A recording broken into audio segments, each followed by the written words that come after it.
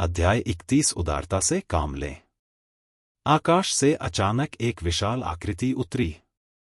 वह आकृति एक जोरदार धमाके के साथ जमीन पर गिरी, जिससे जमीन धीरे से उछल गई। जब सबने इस व्यक्ति को देखा तो सबने अपनी मुट्ठियां बांध लीं और कहा, नमस्कार नगर प्रभु। जो आया वह नगर प्रभु हांग जेन था। हांग जेन की निगाहें भीड़ पर घूम गईं और उनकी निगाहें मोहे ली किंगचुआन और अर्जुन पर सबसे लंबे समय तक टिकी रहीं। हालांकि हांग जेन लैंग शेंग ने चिल्लाते हुए कहा, आप सभी प्रतियोगी हैं जो मार्शल आर्ट्स सिटी के चयन में भाग लेना चाहते हैं। आप यहां क्यों लड़ रहे हैं? यह वांग जिंगयुन की अभिव्यक्ति बदसूरत थी। वह जानती थी कि वांग जिंगहाई ने इस मामले को भड़काया था, इसलिए उसे डर था कि अगर उसने वांग जिंगहाई को इसके बारे में बताया तो सिटी लॉर्ड उसे जवाबदेह ठहराएगा। दूसरी ओर मो हाई ने उसके कंधों को गले लगाया।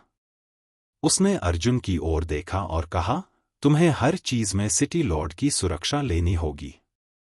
अर्जुन, क्या तुम्हारे पास बस इतना ही है? हाँ, ली किंगचुआन क्रोधित हो गया और गुस्से से बोला, इस तथ्य पर भरोसा करना कि आप नगर के स्वामी के सामने एक प्रसिद्ध व्यक्ति हैं, क्या यह आपके अहंकार की राजधानी है? हाँ, मैंने तुम लोगों को अपनी बात पूरी करने दी है। अर्जुन ने अपने हाथ में काली कृपाण पकड़ी और रेस्तरां की छत से छलांग लगा दी और स्थिर होकर जमीन पर उतरा। हांग जेन को पता था कि आज वह दिन है जब जियांग कबीले ने दुकान खरीदी थी। उसे अर्जुन ने स्थिति को देखने के लिए यहां आने का जिम्मा सौंपा था। हालांकि अब जब उसने देखा कि तीनों बड़े कुलों के लोग यहां हैं, तो शहर के राजा को एक विचार सूझा। उसने दुकानदार की ओर देखा और पूछा, दुकानदार झाओ, क्या तुम दुकान को जियांग कबीले को हस्तांतरित करने के लिए सहमत नहीं हुए थे? दुकानदार झाओ ने सम्मानपूर्वक मुस्कुराते हुए कहा, यह सही है, लेकिन ऐसे लोग भी हैं जो इससे भी ऊंची बोली लगाते हैं। कोई कारण नहीं है कि हम ऊंची कीमत वाले खरीदार को न चुने, है ना? इस समय वांग रोंगशेंग खड़े हुए और कहा, लॉर्ड सिटी लॉर्ड, हालांकि आप ब्लू स्टोन सिटी के प्रभारी हैं, आपके पास हमें व्यापारियों को व्यापार करने के लिए मजबूर करने का कोई कारण नहीं है ना? शहर के राजा हांग जेन भी मुश्किल में थे। वह वाकई अर्जुन की मदद करना चाहते थे, लेकिन वह सिर्फ दुकानदार झाओ को ही मना सकते थे। वह किसी को भी दुकान बेचने का आदेश नहीं दे सकते थे। इस प्रकार तीनों महान कुलों ने जियांग कबीले का उपहास किया, मानो कह रहे हों कि हमारे पास तुम्हारे जियांग कबीले को मारने के कई तरीके हैं। भीड़ में रहस्यमयी महिला इत्मीनान से बाहर चली गई। उसकी खूबसूरत आंखों ने अपनी लंबी पलकें ऊपर उठाईं और उसकी नजर अर्जुन पर पड़ी। ओह, क्या यंग मास्टर जियांग यह दुकान खरीदने जा रहे हैं? सभी ने उस रहस्यमयी महिला को देखा, लेकिन उसने काले रंग का घूंघट ओढ़ा हुआ था, इसलिए वे उसका रूपरंग ठीक से नहीं देख पाए। हालांकि उसकी दो आंखों को देखकर वे अंदाजा लगा सकते थे कि उसका रूपरंग फीका पड़ गया होगा। अर्जुन वास्तव में इस महिला को उकसाना नहीं चाहता था, इसलिए उसने सहजता से ओह कहा, जैसे कि वह उससे निपट रहा था। कौन जानता था? महिला हंसी, दुकानदार झाओ। दुकानदार झाओ का चेहरा अचानक बदल गया। वह सम्मानपूर्वक महिला के पास आया और एक ऐसी बात थी जिसने सबका ध्यान अपनी ओर खींचा। दुकानदार झाओ जानबूझकर महिला से आधा कदम पीछे रह गया। इसके अलावा उसका शरीर थोड़ा झुका हुआ था, बिल्कुल एक नौकर की तरह जो अपने मालिक के बगल में खड़ा हो। महिला मुस्कुराई और बोली, युवा मास्टर जियांग, आपको कितनी दुकानें चाहिए? दुकानदार झाओ ने कहा, जहां तक मुझे पता है, जियांग कबीले का इरादा कुल 4 कमरे वापस लेने का है। महिला ने सिर हिलाया, तो ये चारों दुकानें जियांग कबीले के लिए मुफ्त हैं। मुझे याद है कि इस सड़क पर हमारी 8 अन्य दुकानें होनी चाहिए, है ना? युवा मास्टर जियांग को 2 और दे दीजिए। दुकानदार झाओ ने सिर झुकाकर कहा, मैं आपका आदेश मानूंगा।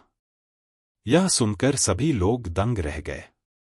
कुल मिलाकर 6 दुकानें, जियांग कबीले को मुफ्त उपहार। यह महिला कौन थी? जियांग कबीले का पक्ष वह है जहां आप मेरी ओर देखते हैं और मैं आपकी ओर देखता हूं।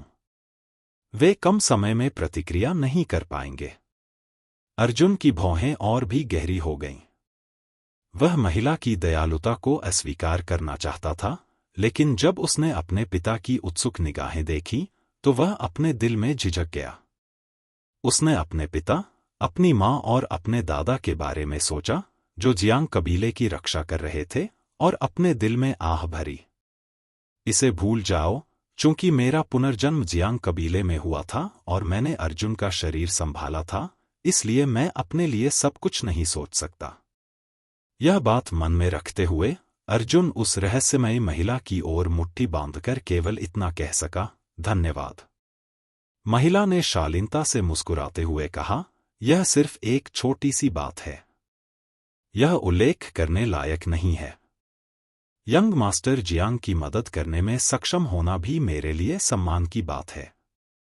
बहुत बढ़िया, यह वास्तव में बहुत बढ़िया है। जियांग कबीले के 3 बुजुर्गों ने इस समय तक कोई प्रतिक्रिया नहीं की, और वे सभी इतने उत्साहित थे कि वे अनियंत्रित रूप से उत्साहित महसूस करने से खुद को रोक नहीं सके। अन्य 3 महान कुलों के लोगों को यहां जियांगनान में भारी नुकसान उठाना पड़ा।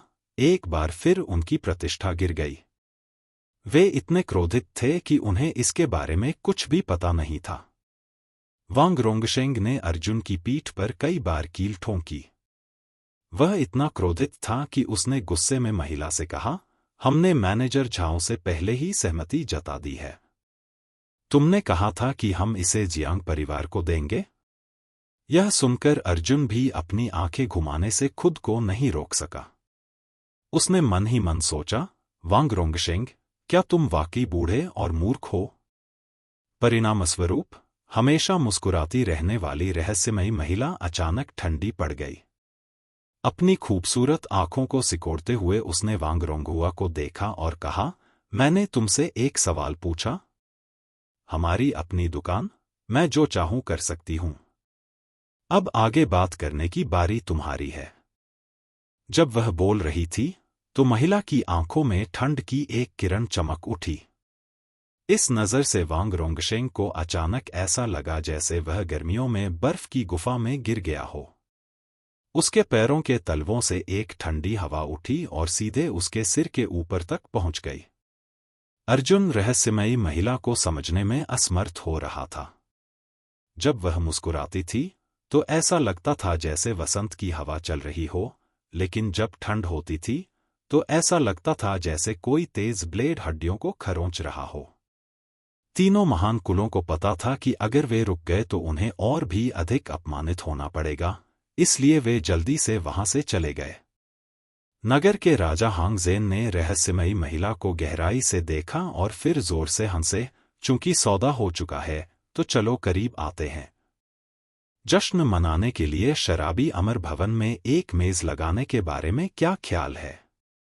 हाँ, हाँ, मैं पूर्व में रहूंगा। छोटी नान, तुम शहर के राजा और इस लड़की की देखभाल कर सकती हो। जियांग शाहुआ जल्दी से मुस्कुराया। रहस्यमयी महिला ने अपना सिर हिलाया।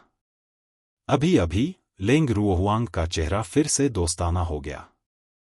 उसने अपने बगल में शराबी अमर भवन की ओर इशारा किया और कहा, मैं यंग मास्टर जियांग से अकेले में बात करना चाहती हूं। यंग मास्टर जियांग, मैं पहले ऊपर जाऊंगी। इतना कहकर वह मुड़ी और ऊपर चली गई।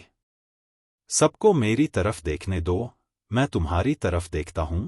मुझे बस लगता है कि इस महिला का व्यवहार अजीब है, समझना मुश्किल है।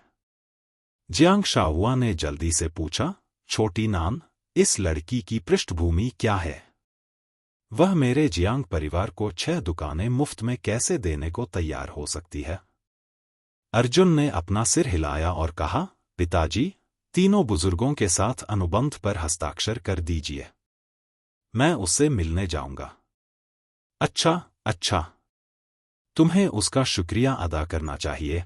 जियांग शाहुआ को उम्मीद थी कि एक महिला की स्थिति महान होगी, इसलिए उसने ज्यादा कुछ नहीं पूछा। जियांग परिवार के चले जाने के बाद अर्जुन ने नगर के स्वामी से पूछा, प्रभु हांगज़ेन, क्या आप इस महिला की पहचान जानते हैं? हांगज़ेन ने अपनी दाढ़ी को सहलाया और अपना सिर हिलाया। मैं केवल इतना जानता हूं कि वह खजाना इकट्ठा करने वाले मंडप के पर्दे के पीछे एक बड़ी शख्सियत है।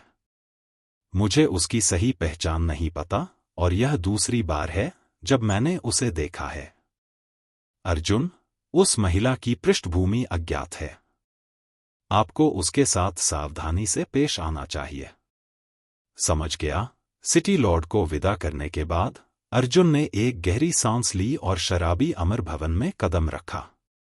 चूंकि वह महिला उसकी थंडर मेरिडियन प्रतिभा को जानती होगी, इसलिए उसे उससे मिलना चाहिए और देखना चाहिए कि उसका उद्देश्य क्या है। शराबी अमर बिल्डिंग की दूसरी मंजिल पर, खिड़की के पास, रहस्यमयी महिला पहले से ही मेज पर बैठी थी।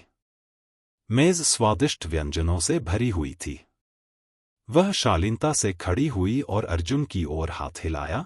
युवा मास्टर जियांग, कृपया बैठ जाइए। अर्जुन ने अपनी कुर्सी खींची और काला चाकू उसे थमा दिया। तुम्हारा चाकू। महिला ने हल्की मुस्कान के साथ अर्जुन की ओर देखा और चाकू नहीं लिया।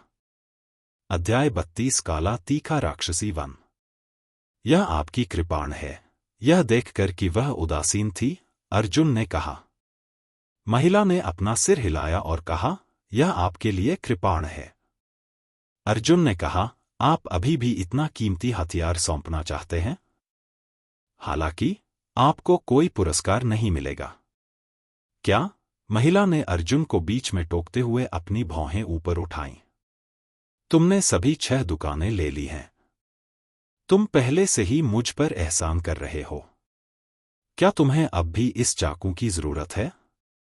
अर्जुन वास्तव में उसे नहीं देख सकता था, इसलिए वह केवल काली कृपाण को एक तरफ रख सकता था और अपना गिलास उठाने के लिए बैठ गया। चूंकि यह मामला है, इसलिए मैं सास नहीं बनूंगी। आपकी मदद के लिए धन्यवाद।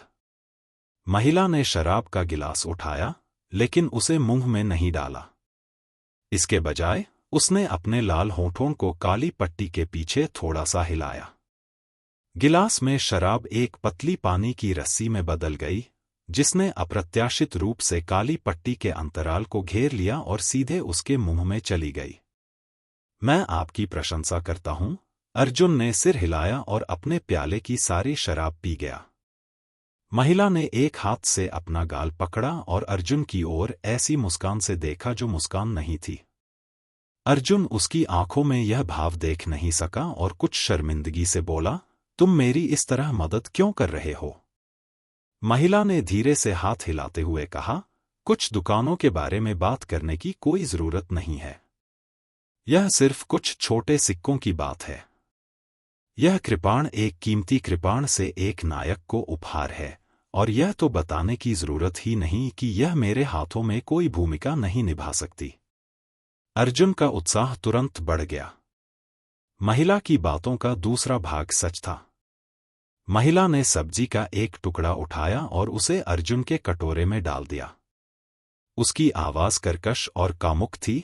ईमानदारी से, मुझे कुछ पूछना है। मैं पिछले कुछ सालों से पूरी दुनिया में खोज कर रही हूं, और मैं बस किसी ऐसे व्यक्ति को ढूंढना चाहती हूं जिसके पास बिजली की नसों की प्रतिभा हो। हा, अर्जुन खड़ा हुआ, अपनी मुट्ठियां बांध ली और अपने हाथों को कप के आकार में कर लिया। आपकी मदद के लिए धन्यवाद, लेकिन आपने गलत व्यक्ति को ढूंढ लिया है। अलविदा। ऐसा कहकर अर्जुन ने मुड़कर काली कृपाण लिए बिना ही वहां से प्रस्थान कर दिया। वह अच्छी तरह जानता था कि एक साधारण आदमी अपने पापों से निर्दोष है।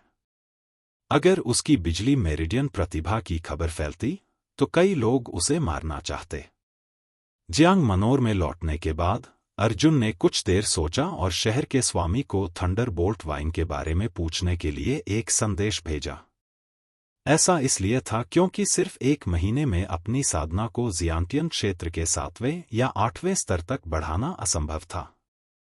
सिर्फ औषधीय गोलियों पर निर्भर रहना असंभव था, और कोई केवल स्वर्ग को चुनौती देने वाले थंडर के 9 रूपांतरणों पर ही भरोसा कर सकता था।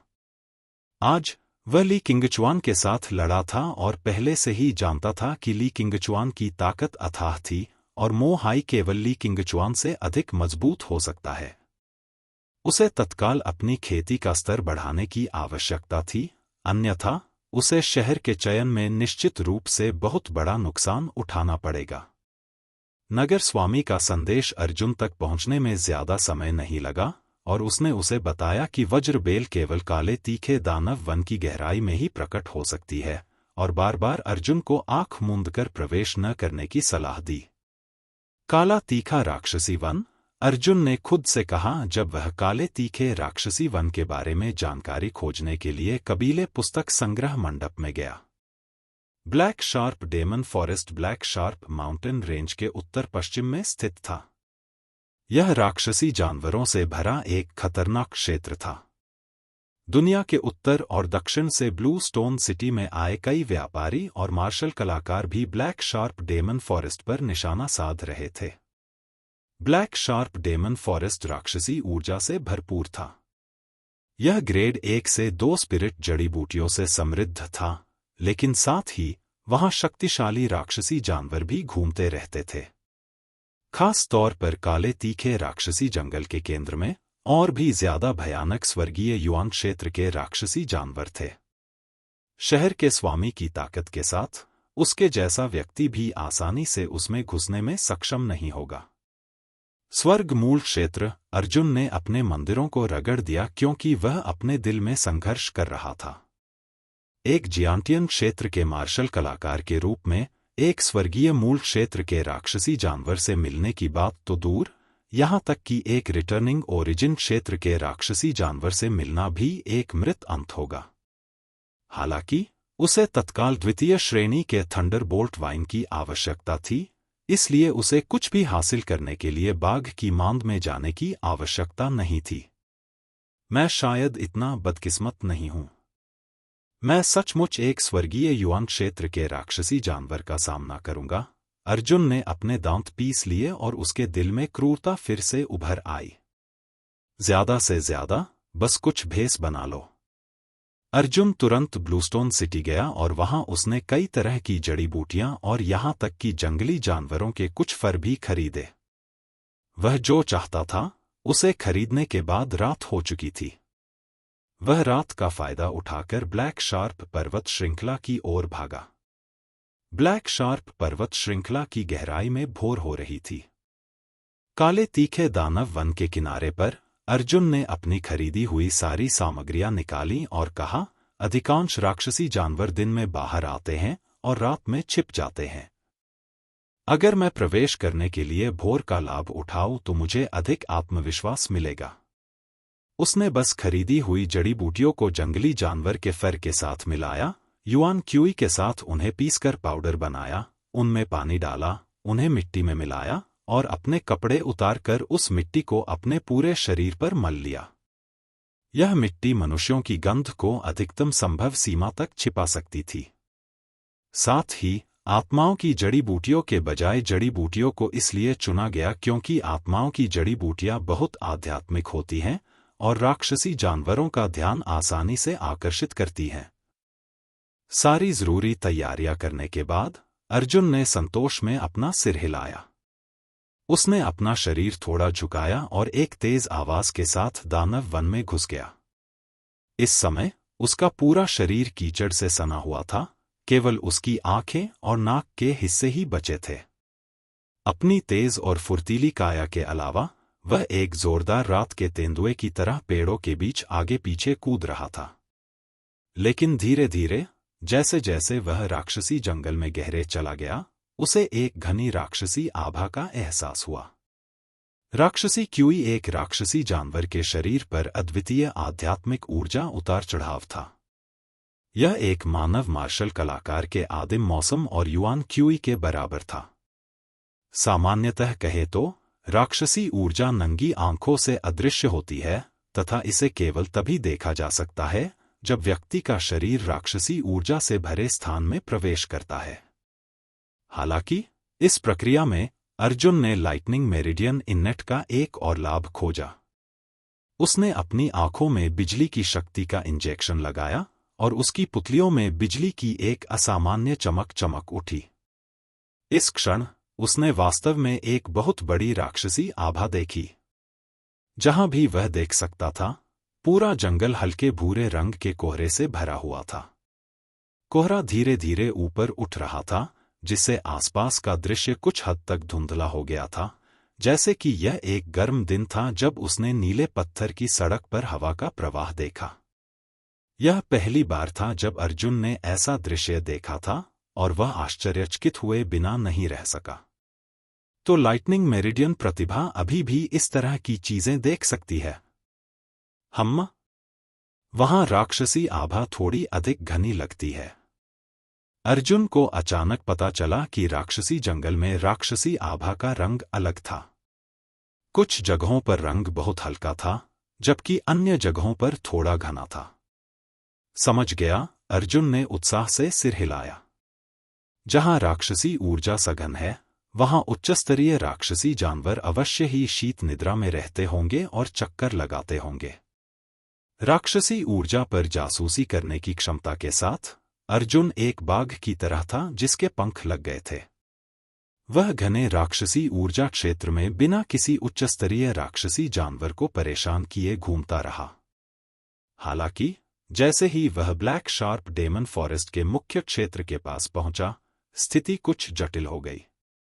हालांकि वह काफी मात्रा में राक्षसी ऊर्जा देख सकता था, लेकिन मुख्य क्षेत्र में राक्षसी ऊर्जा गहरे भूरे रंग की थी। इससे बचने का कोई रास्ता नहीं था। अर्जुन की गति धीमी हो गई, उसके चेहरे पर थोड़ी झिझक थी। क्या कोई और रास्ता नहीं है? अचानक अर्जुन ने एक कर्कश लेकिन कोमल आवाज सुनी। तुम? अर्जुन अचानक पलटा और आवाज के मालिक को पहचान लिया। सचमुच, उसके पीछे एक पेड़ पर खड़ी रहस्यमयी महिला उसे शालीनता से देख रही थी, और अपने दाहिने हाथ में वह अभी भी उस प्यारी सी बच्ची को खींच रही थी। अध्याय 33 छोटा युअर। अर्जुन अपने दिल में कोसने से खुद को नहीं रोक सका। वह बहुत लापरवाह था। उसे यह भी एहसास नहीं हुआ कि उसके पीछे कोई चल रहा था। महिला अर्जुन के विचारों को समझती हुई प्रतीत हुई। वह हंसी और बोली, हमारे क्षेत्रों के बीच का अंतर बहुत बड़ा है। तुम मेरे अस्तित्व का पता नहीं लगा पाओगे। उसके बगल में बैठी छोटी लड़की ने अपनी बड़ी बड़ी आंखें झपकाईं और मुंह बनाते हुए कहा, बड़ी बहन, मैं मीठा फल खाना चाहती हूं। महिला ने छोटी लड़की के सिर पर बिंदी लगाई और कहा, तुम्हारी अच्छी रहो। तुम आज और मीठे फल नहीं खा सकती। आज्ञाकारी बनो। छोटी लड़की ने गुस्से से कहा, पहले मैं दिन में 3 गोलियां खा सकती थी, लेकिन अब मुझे केवल एक ही खाने की अनुमति है। बड़ी बहन, क्या मैं मर जाऊंगी? महिला ने जल्दी से अपनी उंगलियों से छोटी लड़की का मुंह बंद कर दिया और झुककर फुसफुसाते हुए कहा, यूर नहीं मरेगी। बड़ी बहन यूर से वादा करती है। जब यूर अपनी बीमारी से ठीक हो जाएगी, तो बड़ी बहन निश्चित रूप से यूर को हर दिन मीठे फल खाने देंगी। दिन में 10, ठीक है। जब उसने यह कहा, तो यद्यपि महिला मुस्कुरा रही थी, उसकी आंखें लाल थीं। छोटी लड़की अंततः खुशी से हंसी, बहन, यूर से झूठ मत बोलो। दिन में 10 खाओ। तुम अपनी बात से पीछे नहीं हट सकती। महिला ने छोटी लड़की को कसकर गले लगाया और कहा, अपनी बात से कभी पीछे मत हटना। भले ही बड़ी बहन यह जीवन नहीं चाहती हो, फिर भी वह यूर को एक अच्छा जीवन जीने देना चाहती है। बहन, आपके गले लगने से मैं सांस नहीं ले पा रहा हूं। छोटी यूर ने बड़ी मुश्किल से महिला को धक्का दिया। नीचे अर्जुन ने दोनों बहनों के बीच बातचीत सुनी। उसने आश्चर्य से लिटिल यूर को देखा और उसके दिल में थोड़ी खटास महसूस हुई। क्या इतना छोटा बच्चा किसी लाइलाज बीमारी से पीड़ित था? महिला ने लिटिल यूर का हाथ खींचा और धीरे से पेड़ से उतर गई। वह अर्जुन के पास गई और बोली, दानव वन के केंद्र में प्रवेश करने के लिए केवल चक्कर लगाने से काम नहीं चलेगा। मैं आपकी मदद कर सकती हूं, यह कहते हुए महिला ने अपनी स्टोरेज रिंग से एक छोटी सी हल्के हरे रंग की चीनी मिट्टी की बोतल निकाली। उसने चीनी मिट्टी की बोतल निकाली और उसमें से एक अप्रिय बदबू आई। फिर उसने एक गहरी सांस ली और उसे थूक दिया। अर्जुन ने उस क्यू को स्पष्ट रूप से देखा। यह निश्चित रूप से युआन क्यू था। इसके अलावा यह युआन क्यू का कोई साधारण स्तर नहीं था। महिला ने जो युआन क्यू ही थूका, उसने चीनी मिट्टी की बोतल से निकलने वाली गंध को अपने में समाहित कर लिया। यह वास्तव में सैकड़ों फीट या हजारों फीट दूर तक उड़ गया था। अचंभित मत हो, महिला ने अर्जुन का दाहिना हाथ पकड़ लिया और कहा, मैंने अभी जो फूंका था वह दानव आत्मा पाउडर था। तुरंत एक शक्तिशाली राक्षस जानवर आकर्षित होगा। जल्दी करो और चले जाओ। उसने अपने बाएं हाथ से लिटिल यूएर को और अपने दाहिने हाथ से अर्जुन को खींचा।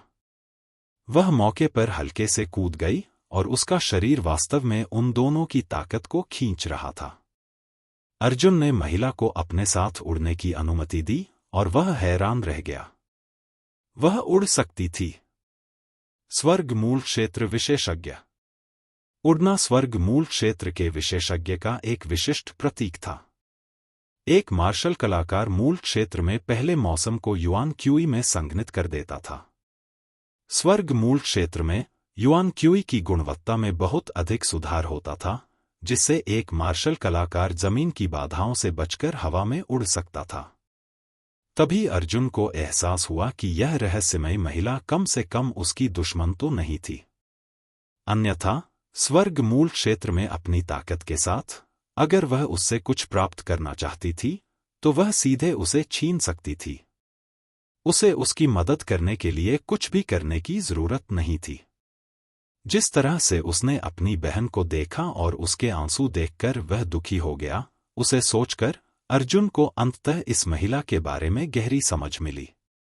ठीक है, यह बात है। महिला ने अर्जुन और लिटिल यूएर को धीरे से जमीन पर उतारा और कहा, शक्तिशाली राक्षसी जानवर उस जगह की ओर आकर्षित हो गए हैं जहां हम पहले थे। हम यहां से और भी गहराई में जाएंगे। अर्जुन ने सोचा, चूंकि आप उड़ सकते हैं, तो हमें सीधे अंदर क्यों नहीं ले जाते?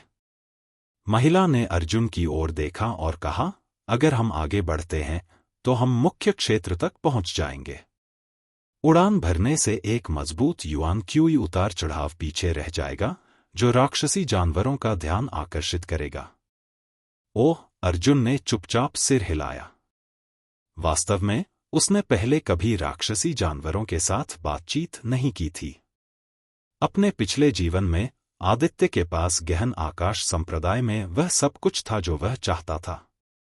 उसे व्यक्तिगत रूप से राक्षसी जानवरों की खोज करने की कोई आवश्यकता नहीं थी। अपने पिछले जन्म में खेती के अलावा उन्होंने साधना भी की थी। इस प्रकार वे तीनों तेजी से काले तीखे दानव वन के असली केंद्र में घुस गए। इस बिंदु पर अर्जुन की आंखों में बिजली की चमक चमक उठी। उसने पाया कि यहां राक्षसी आभा अत्यंत सघन थी और यह कोर के बाहर के क्षेत्र के समान स्तर पर नहीं थी। अर्जुन ने चारों ओर देखा। उसकी निगाह तेजी से हर पौधे के ऊपर से गुजर रही थी। वह दूसरी श्रेणी की थंडरबोल्ट बेल की तलाश कर रहा था जिसे वह चाहता था।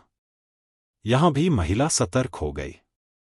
उसने अपनी आवाज धीमी करते हुए कहा, आखिर तुम क्या ढूंढ रहे हो? तुम्हें ऐसी जगह आना ही होगा। अर्जुन फुसफुसाया, द्वितीय श्रेणी का थंडरक्लैप वाइन।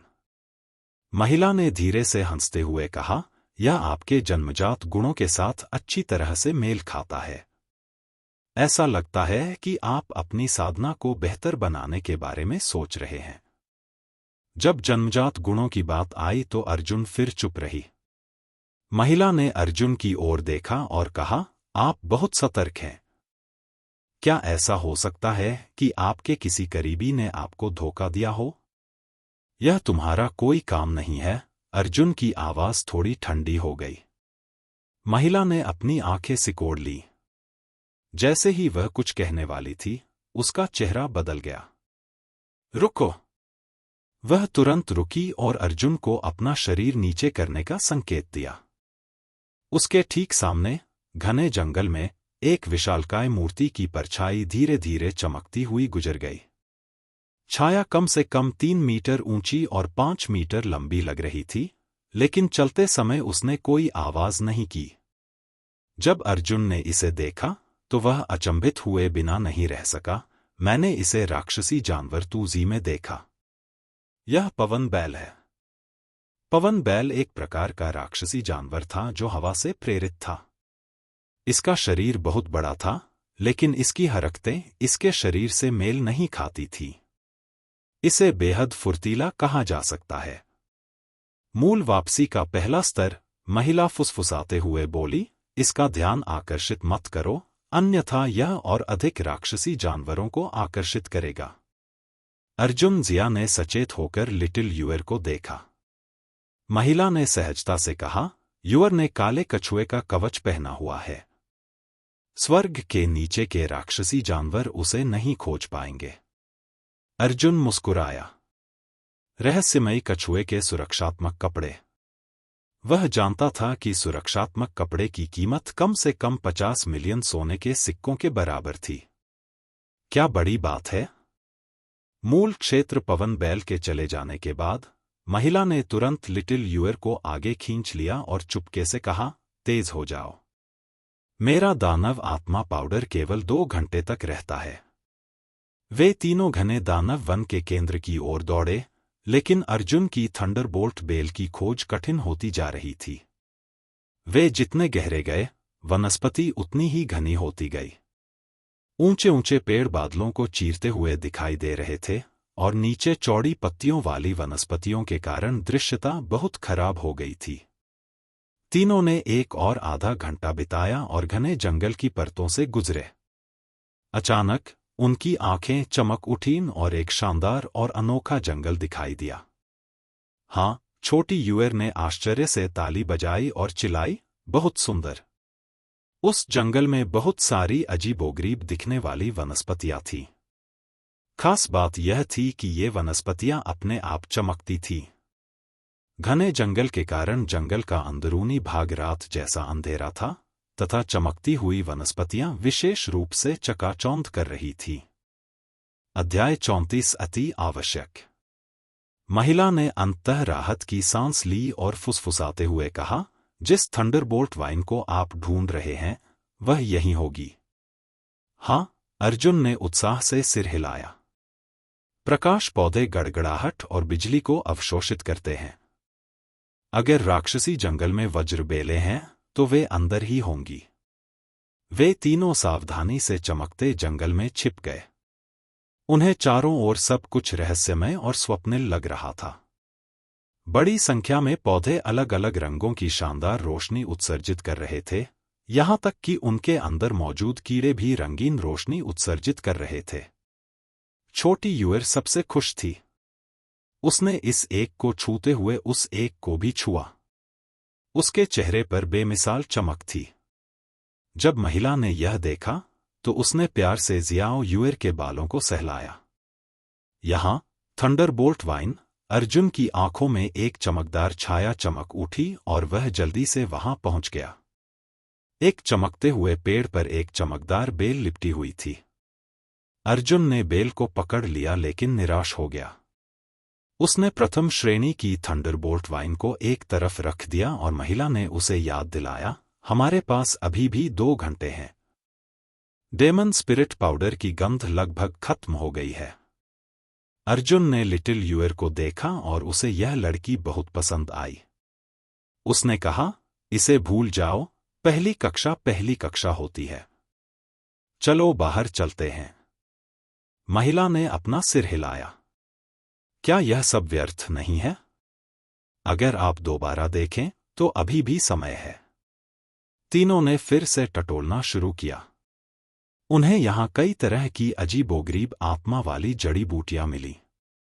अर्जुन स्वाभाविक रूप से बहुत असभ्य था और उसने उन सभी को अपने पास रख लिया। आह, अंगूर! छोटी यूअर ने एक दिशा में इशारा किया और खिलखिलाकर हंस पड़ी। जब अर्जुन ने यह सुना तो उसने महिला के साथ देखा और एक स्वर में कहा, वज्र विस्फोट फल। एक बेल पर अंगूर जैसी दो गुच्छे लटक रहे थे, लेकिन दोनों से ही बहुत तेज चमक निकल रही थी। तुम्हें भी यह पता है? महिला ने आश्चर्य से अर्जुन की ओर देखा। बढ़िया चीज। अर्जुन उत्साह से आगे बढ़ा और सावधानी से थंडर एक्सप्लोजन फलों की एक स्ट्रिंग को उठाया।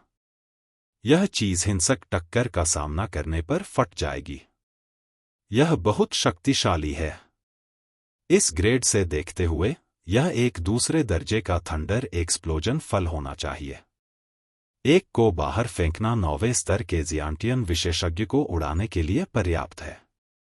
एक स्ट्रिंग को बाहर फेंकना पहले स्तर के गुई युआन विशेषज्ञ के लिए कोई समस्या नहीं है।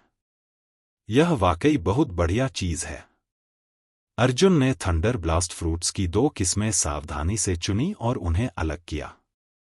कुल मिलाकर उनमें से 40 थे। जैसे ही वह प्रसन्न हुआ, थंडर एक्सप्लोजन फ्रूट वाइन के पीछे प्रकाश की एक किरण प्रकट हुई, जिससे अर्जुन और भी अधिक प्रसन्न हो गया। Thunderbolt wine. हे भगवान, यह वास्तव में तीसरी कक्षा है। अर्जुन की आंखें चौड़ी हो गईं। उसने थंडरबोल्ट वाइन को उतार दिया और उसका दिल खुशी से भर गया। मूलतः वह द्वितीय श्रेणी का थंडरबोल्ट वाइन खोजना चाहता था, लेकिन उसे यह आशा नहीं थी कि उसे तृतीय श्रेणी का बेहतर थंडरबोल्ट वाइन मिलेगा। इस टियर 3 थंडरबोल्ट वाइन के साथ बिजली के प्रतिरोध को नियंत्रित करना निश्चित रूप से उसकी अपेक्षा से बेहतर था। ठीक है, अब जब तुम्हें वह मिल गया है जो तुम चाहती हो, तो जल्दी करो और चली जाओ। यह देखकर कि अर्जुन बहुत खुश थी, महिला मुस्कुराई। धन्यवाद। अर्जुन ने थंडरबोल्ट वाइन को हटाने के बाद महिला को ईमानदारी से सिर हिलाकर धन्यवाद दिया। महिला मुस्कुराई और लिटिल यूएर को बाहर खींच लिया।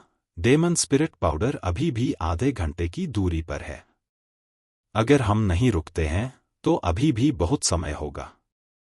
बड़े भाई, छोटी यूएर ने अर्जुन का हाथ पकड़ा, अपना सिर उठाया और अपनी बड़ी चमकती आंखें झपकाईं। क्या मैं छोटी यूएर के लिए कुछ अंगूर ला सकती हूं? अर्जुन मुस्कुराई और लिटिल यूएर की नाक पर चुटकी ली। अंगूर नहीं खाए जा सकते। बहुत गर्मी है। छोटी यूएर ने अपनी नाक सिकोड़ते हुए कहा, ची, तुम कंजूस हो। महिला ने किनारे से देखा और जोर से हंसने लगी।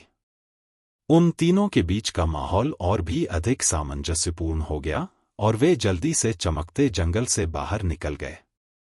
हालांकि चमकते जंगल से बाहर निकलने के कुछ समय बाद लिटिल यूएर अचानक स्थिर हो गई।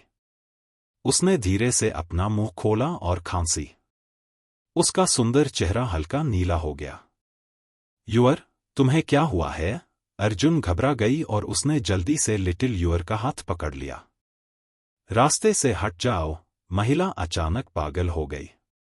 उसने अर्जुन को एक तरफ फेंक दिया। उसने जल्दी से लिटिल यूएर को जमीन पर लिटा दिया और चिंतित होकर बोली, यह यहां क्यों हो रहा है? बहन, मुझे ठंड लग रही है। छोटी यूएर की अभिव्यक्ति बेहद दर्दनाक थी। कुछ ही सेकंड में उसके शरीर पर बर्फ की एक परत जम गई थी। उसका प्यारा सा चेहरा हल्के नीले रंग से गहरे नीले रंग में बदल गया था और उसकी बड़ी बड़ी आंखें बर्फ से ढकी हुई थीं। लिटिल यूएर के चारों ओर अजीब सा निम्न तापमान छा गया, जिससे उसकी सांस लेना और भी कठिन हो गया और उसका दिल लगभग धड़कना बंद हो गया। अर्जुन दंग रह गया। उसने पहले कभी ऐसा अजीब लक्षण नहीं देखा था। यह कैसी बीमारी थी? दूसरी ओर वह महिला लिटिल यूएर के काम से परिचित थी। वह लिटिल यूएर के पीछे बैठ गई और जल्दी से अपने हाथों को आपस में रगड़ने लगी। उसने तुरंत उन्हें लिटिल यूएर की पीठ पर रख दिया। इस तरह उसने बिना किसी हिचकिचाहट के लिटिल यूएर के शरीर में मोटी और घनी युआन क्यूई डाल दी। अर्जुन यह दृश्य देखकर हैरान रह गया और उसे एहसास हुआ कि लिटिल यूएर की बीमारी बहुत अजीब थी। महिला ने लगातार लिटिल यूएर के शरीर में युआन क्यूई की एक बड़ी मात्रा डाली। सामान्य तौर पर युआन क्यूई की वह बड़ी मात्रा एक origin returning real martial artist को उड़ाने के लिए पर्याप्त थी। हालांकि लिटिल यूएर के शरीर में प्रवेश करने वाली युआन क्यूई ने लिटिल यूएर की ठंड की गति को केवल थोड़ा धीमा कर दिया। इस समय लिटिल यूएर में थोड़ी सी भी आभा नहीं थी, मानो वह एक मृत व्यक्ति हो। महिला ने आंसू बहाए। उसने अपने दांत भींचे और पागलों की तरह छोटी यूएर के शरीर में और अधिक युआन क्यूई भेजी। यूएर, डरो मत। बड़ी बहन के यहां होने से बड़ी बहन यूएर को मरने नहीं देगी। बड़ी बहन निश्चित रूप से यूएर की रक्षा करेगी। महिला बोलते बोलते रो पड़ी और उसका गला रुंध गया। अर्जुन की नाक खराब हो गई और उसकी आंखें लाल हो गईं। लेकिन इस समय उसके बगल की झाड़ियां अचानक हिल गईं और एक विशालकाय मूर्ति की छाया दिखाई दी। विंड बुल, अर्जुन को लगा जैसे उसका दिमाग फट जाएगा। वह शापित पवन बैल इस समय क्यों प्रकट हुआ? इस समय महिला लगातार लिटिल यूएर के शरीर में युआन क्यूई का इंजेक्शन लगा रही थी। उसे बिल्कुल भी परेशान नहीं किया जा सकता था, अन्यथा वह और लिटिल यूएर दोनों मर सकते थे। यह स्थिति सचमुच अत्यावश्यक थी। महिला ने उत्सुकता से अर्जुन की ओर देखा। वह कुछ बोलना चाहती थी, लेकिन अप्रत्याशित रूप से अर्जुन पलट गई और बिना कुछ कहे भाग गई। अर्जुन तेजी से घने जंगल से बाहर निकला और गायब हो गया। यह देखकर महिला ने एक दयनीय हंसी निकाली। उसने अपना सिर हिलाया और उसके सारे शब्द खामोश आहों में बदल गए। जहां तक मूल क्षेत्र पवन बैल की बात है, तो ऐसा लग रहा था कि उसने महिला की युआन क्यूई की सुगंध को सूंघ लिया है। वह वास्तव में जानता था कि महिला इस समय हिलने में असमर्थ थी, इसलिए उसने अपनी नाक से एक उत्तेजित सफेद क्यूई थूकी। पवन बैल के खुर महिला और शियाओ यूएर की ओर बढ़ने से पहले 2 बार जमीन पर चले। महिला का चेहरा राख जैसा हो गया था और वह निराशा में अपना सिर हिला रही थी। धमाका! अचानक पवन बैल के शरीर के दाहिने हिस्से पर आग का एक गोला फट गया। हिंसक टक्कर से विंड बुल बेहोश हो गया। तुम? महिला खुश हुई और झाड़ियों की दरारों के बीच से अर्जुन का चेहरा देखा। अर्जुन की अभिव्यक्ति अत्यंत गंभीर थी क्योंकि उसने जल्दी से कहा, विचलित मत हो। लिटिल यूएर के लिए जल्दी से बर्फ की ठंड को दबाओ। अर्जुन के हाथ में एक वज्र विस्फोट फल था। अध्याय 35 निडर और निर्भीक। बिजली के फटने वाला फल वास्तव में पवन बैल को नुकसान नहीं पहुंचा सका। पवन बैल जमीन से उछल पड़ा, उसकी आंखें अतुलनीय रूप से लाल हो गईं। जाहिर है वह अर्जुन से क्रोधित था। विशालकाय पवन बैल ने अपना सिर नीचे किया और अर्जुन पर अपने 2 तीखे सींगों को निशाना बनाया। उसके 4 खुर हिले और वह हवा के झोंके में बदल गया जो अर्जुन की ओर बढ़ा। इतनी जल्दी अर्जुन की पुतलियां सिकुड़ गईं और उसने पूरी ताकत से पीछे की ओर गोली चलाई। उसी समय उसने पवन बैल की ओर एक बिजली का फल फेंका। वज्र विस्फोट फल सीधे पवन बैल के सिर के ऊपर फट गया, लेकिन यह उग्र पवन बैल को पलटने में असमर्थ था। पवन बैल की गति क्षण भर के लिए रुकी, फिर वह शीघ्रता से अपनी मूल गति पर लौट आया और एक फुंफकार के साथ अर्जुन की ओर बढ़ा। अर्जुन, एक छोटा सा जियांटियन 3य स्तर का मार्शल कलाकार, इतना तनावग्रस्त था कि वह क्रोधित प्रथम स्तर के मूल रिटर्निंग विंड बुल का सामना करते समय सांस नहीं ले पा रहा था। वह पवन बैल बहुत जल्दी आया। अर्जुन जल्दी में था, इसलिए वह केवल बिजली की शक्ति जुटा सकता था ताकि अपने पेंग की आवाज को बाहर निकाल सके। इस समय पवन बैल अर्जुन को धक्का देकर आगे निकल गया और अपने मोटे शरीर से उसके कंधे को रगड़ दिया। हालांकि यह सिर्फ एक खरोंच थी, फिर भी अर्जुन को ऐसा महसूस हुआ जैसे उसे किसी पहाड़ से कुचल दिया गया हो। उसके शरीर की हड्डियां कई बार हिंसक रूप से हिलीं और उसके गले से मीठा खून बह निकला। हालांकि अर्जुन की छलांग काफी तेज और काफी दूर थी। पवन बैल ने अर्जुन का लक्ष्य खो दिया और महिला और छोटी यूएर बहनों की ओर भागने के लिए मुड़ गया। महिला ने देखा कि पवन बैल उसके करीब आ रहा है और उसके चेहरे पर निराशा के भाव उभर आए। लेकिन इसी समय एक फुसफुसाहट की आवाज सुनाई दी। धमाका!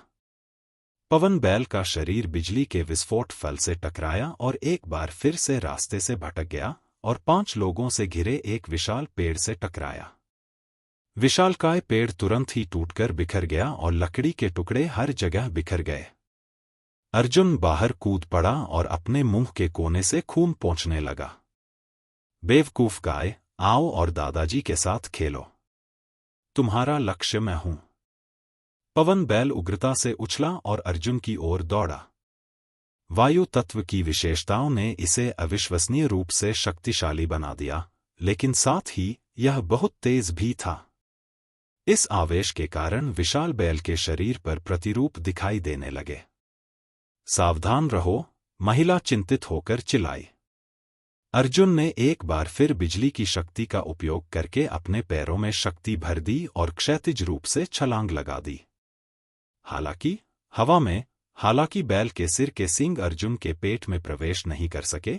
बैल का शरीर एक बार फिर अर्जुन के कंधे से रगड़ गया। इस रगड़ के कारण अर्जुन सीधे एक प्रतिरूप में टूट गया। वह उड़कर बाहर आया और लगातार कई प्राचीन पेड़ों से टकराया। बैल ने अर्जुन को बहुत दूर धकेल दिया था। जब उसे पता चला कि वह अर्जुन का पता नहीं लगा पाया है, तो वह दोनों बहनों से निपटने के लिए पीछे मुड़ा। इस बार पवन बैल की गति अपरिहार्य थी। उसके नथुने पूरी तरह से खुले हुए थे और वह आगे बढ़ते हुए सफेद गैस उगल रहा था। धमाका! एक और विस्फोट बैल के कंधे पर हुआ, जिससे वह उड़ गया। अर्जुन अचानक बाहर आ गया। वह खांसता रहा और हर बार उसके मुंह से खून निकलता रहा। वाकई बहुत मुश्किल है। अर्जुन ने कुछ दर्दनाक कराहें निकाली और लंबे लबादे को फाड़ दिया, जो कि फटकर चिथड़ों में बदल गया था, जिससे अंदर का काला सांप की खाल का कवच दिखाई देने लगा। यदि यह काले सांप चमड़े के कवच की सुरक्षा के लिए नहीं होता, तो गुई युआन प्रथम पवन बैल की टक्कर ही अर्जुन के शरीर को चकनाचूर करने के लिए पर्याप्त होती। फफ! अर्जुन ने मुंह में खून से सना लार थूका और कहा, इस डैडी के रहते तुम उनकी किसी भी बहन को छू नहीं सकते। जैसे ही उसने यह कहा, अर्जुन ने उसकी छाती पर जोर से मुक्का मारा। चलो, तुम मूर्ख गाय हो, मैं अंत तक तुम्हारे साथ खेलूंगी। दुर्भाग्य से अर्जुन ने मन ही मन सोचा, थंडर क्लैप एक बड़े पैमाने पर हमला था। दोनों बहनों को घायल होने से बचाने के लिए यहां इसका उपयोग करने का कोई तरीका नहीं था। महिला ने अर्जुन को हैरानी से देखा। अर्जुन को इतनी दयनीय स्थिति में देखकर फिर भी वह इतना दृढ़ था। उसकी आंखों में धीरे धीरे कोमल रोशनी की एक परत उभर आई। वह पवन बैल वास्तव में पागल हो रहा है। वह मौके पर हिंसक रूप से ऊपर नीचे कूद गया, एक भयंकर मांस का गुस्सा निकाल रहा था और फिर पागलों की तरह अर्जुन की ओर भागा। इस बार यह वाकई उन्माद की हद तक उग्र था। इसने अपने गले से एक मुंह की दहाड़ निकाली।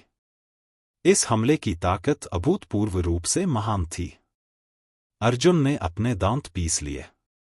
वह जानता था कि वह पवन बैल के हमले से बच नहीं सकता, इसलिए उसने एक ही बार में 10 बिजली के विस्फोटक फल उठाए और उन सभी को पवन बैल पर फेंक दिया। तुम पागल हो, महिला चिल्लाई, तुम खुद को उड़ा लोगे। पवन बैल के सिर के ऊपर 10 बिजली विस्फोटक फल फट गए। अर्जुन की गणना बहुत अच्छी थी। दोनों बहनें पवन बैल के पीछे थीं, जो कि वज्र विस्फोट फल के विस्फोट के मृत अंत में थी। उसी समय अर्जुन ने अपनी पूरी ताकत लगाकर अपने सामने एक मौसम ढाल स्थापित कर ली। पहले दिन बिजली की शक्ति सक्रिय हो गई और ढाल की सतह चटकने लगी। हालांकि इस स्तर का सुरक्षा कवच पवन बैल के आक्रमण के विरुद्ध बेकार था। हालांकि अर्जुन जो चाहता था वह पवन बैल के आक्रमण का विरोध करना नहीं था, बल्कि विस्फोटक आग की लहर ने तुरंत फेंगनियू और अर्जुन को अपनी चपेट में ले लिया और आग की लहर सुरक्षा कवच पर आ गिरी, जिससे अर्जुन उड़ गया। जैसे ही अर्जुन पीछे की ओर उड़ रहा था, उसे ऐसा लग रहा था जैसे उसका पूरा शरीर टूटकर बिखर गया हो। उसे बहुत दर्द हो रहा था और उसका दिमाग भी धड़कने लगा था। उसकी चेतना धुंधली होने लगी थी। सौभाग्य से उस हवा के झोंके से टकराने की अपेक्षा उड़ जाना कहीं बेहतर है। 10 बिजली के विस्फोट फलों ने न केवल अर्जुन को उड़ा दिया, बल्कि उन्होंने पवन बैल को भी उड़ा दिया। उसका मजबूत शरीर हवा में उड़ गया और दूर जंगल में भारी रूप से गिर गया। इस समय लिटिल यूअर के चेहरे पर गहरा नीला रंग पहले से ही हल्का नीला हो चुका था। उसकी नाक की आभा भी कमजोर थी और वह ठीक होने वाली थी। हालांकि मूल क्षेत्र के पहले स्तर पर भयावह पवन बैल वास्तव में वापस कूद गया। 10 बिजली के विस्फोटक फलों की बमबारी के बाद इस पवन बैल ने वास्तव में अपनी मांसपेशियों और हड्डियों को घायल नहीं किया। हालांकि इसके फर पर कुछ हल्के काले सींग के निशान थे। इस बैल की रक्षा उसी क्षेत्र के मानव मार्शल कलाकार की तुलना में बहुत मजबूत थी। उसने चारों ओर तेजी से देखा, अर्जुन का पता ढूंढना चाहता था, लेकिन काफी देर तक खोजने के बाद भी उसे कुछ नहीं दिखा। परिणामस्वरूप उसकी लाल आंखें दोनों बहनों पर टिकी थीं। जैसे ही वह अपने अगले खुरों को जमाकर अपनी बहनों पर आक्रमण करने वाला था, अचानक आकाश से कोई चीज उड़ती हुई आई। यह एक पारदर्शी फल था। इस बार फल पर गोली नहीं चली, बल्कि वह शक्तिहीनता से हवा में एक चाप बनाकर पवन बैल की पीठ पर जा गिरा। धमाका! फल फट गया, लेकिन कोण की समस्या के कारण पवन बैल ने केवल कुछ बार अपना शरीर हिलाया और उसे पलटा नहीं। घनी झाड़ियां सरसराहट करने लगीं और अर्जुन फिर से प्रकट हुआ। वह अपने दयनीय शरीर को धीरे धीरे घसीटता हुआ बाहर ले गया। उसके शरीर पर काले सांप की खाल का कवच बहुत पहले ही गायब हो चुका था। अनुमान लगाया जा रहा था कि यह तीव्र विस्फोटक प्रभाव से चकनाचूर हो गया था। अर्जुन भी अब सीधा खड़ा नहीं हो पा रहा था। उसकी त्वचा फट गई थी और उसके पूरे शरीर से खून बह रहा था। वह बस वहीं खड़ा रहा और उसका शरीर हिलता रहा। आओ! आओ! अर्जुन ने अपनी आंखों के कोने से खून पोंछते हुए और अपनी छाती थपथपाते हुए हंसते हुए कहा, मैंने अभी तक पर्याप्त मजा नहीं लिया है। खांसी खांसी। खांसते समय मुंह में खून का एक बड़ा हिस्सा जमीन पर गिर गया। अध्याय 36 विश्वास। पवन बैल पहले से ही थोड़ा अचंभित था। वह अपनी आंखें चौड़ी करके अर्जुन को घूर रहा था। वह सोच रहा होगा, इस छोटे से इंसान के साथ क्या हो रहा है। हालांकि राक्षसी जानवर ने ज्यादा नहीं सोचा। चूंकि उसे कुछ समझ नहीं आया था, इसलिए उसने अपने सींग उठाए और अर्जुन को एक आखिरी घातक झटका देने का फैसला किया। जैसे ही पवन बैल आगे बढ़ने वाला था, अर्जुन अंततः थकावट के कारण एक घुटने पर बैठ गया। उसके मुंह में खून लगा था, लेकिन वह फिर भी मुस्कुरा रहा था। क्या क्या क्या तुम इस डैडी को मार सकते हो? यह भी तुम्हारे लिए बहुत बड़ा सौभाग्य माना जाता है। एक बार की बात है, तारों वाले आकाश में नंबर 1 प्रतिभाशाली व्यक्ति को एक छोटे से मूल क्षेत्र पवन बैल द्वारा मार दिया जाएगा। मुझे आश्चर्य है कि पवन बैल ने अपने पिछले जीवन में किस तरह का पुण्य अर्जित किया था।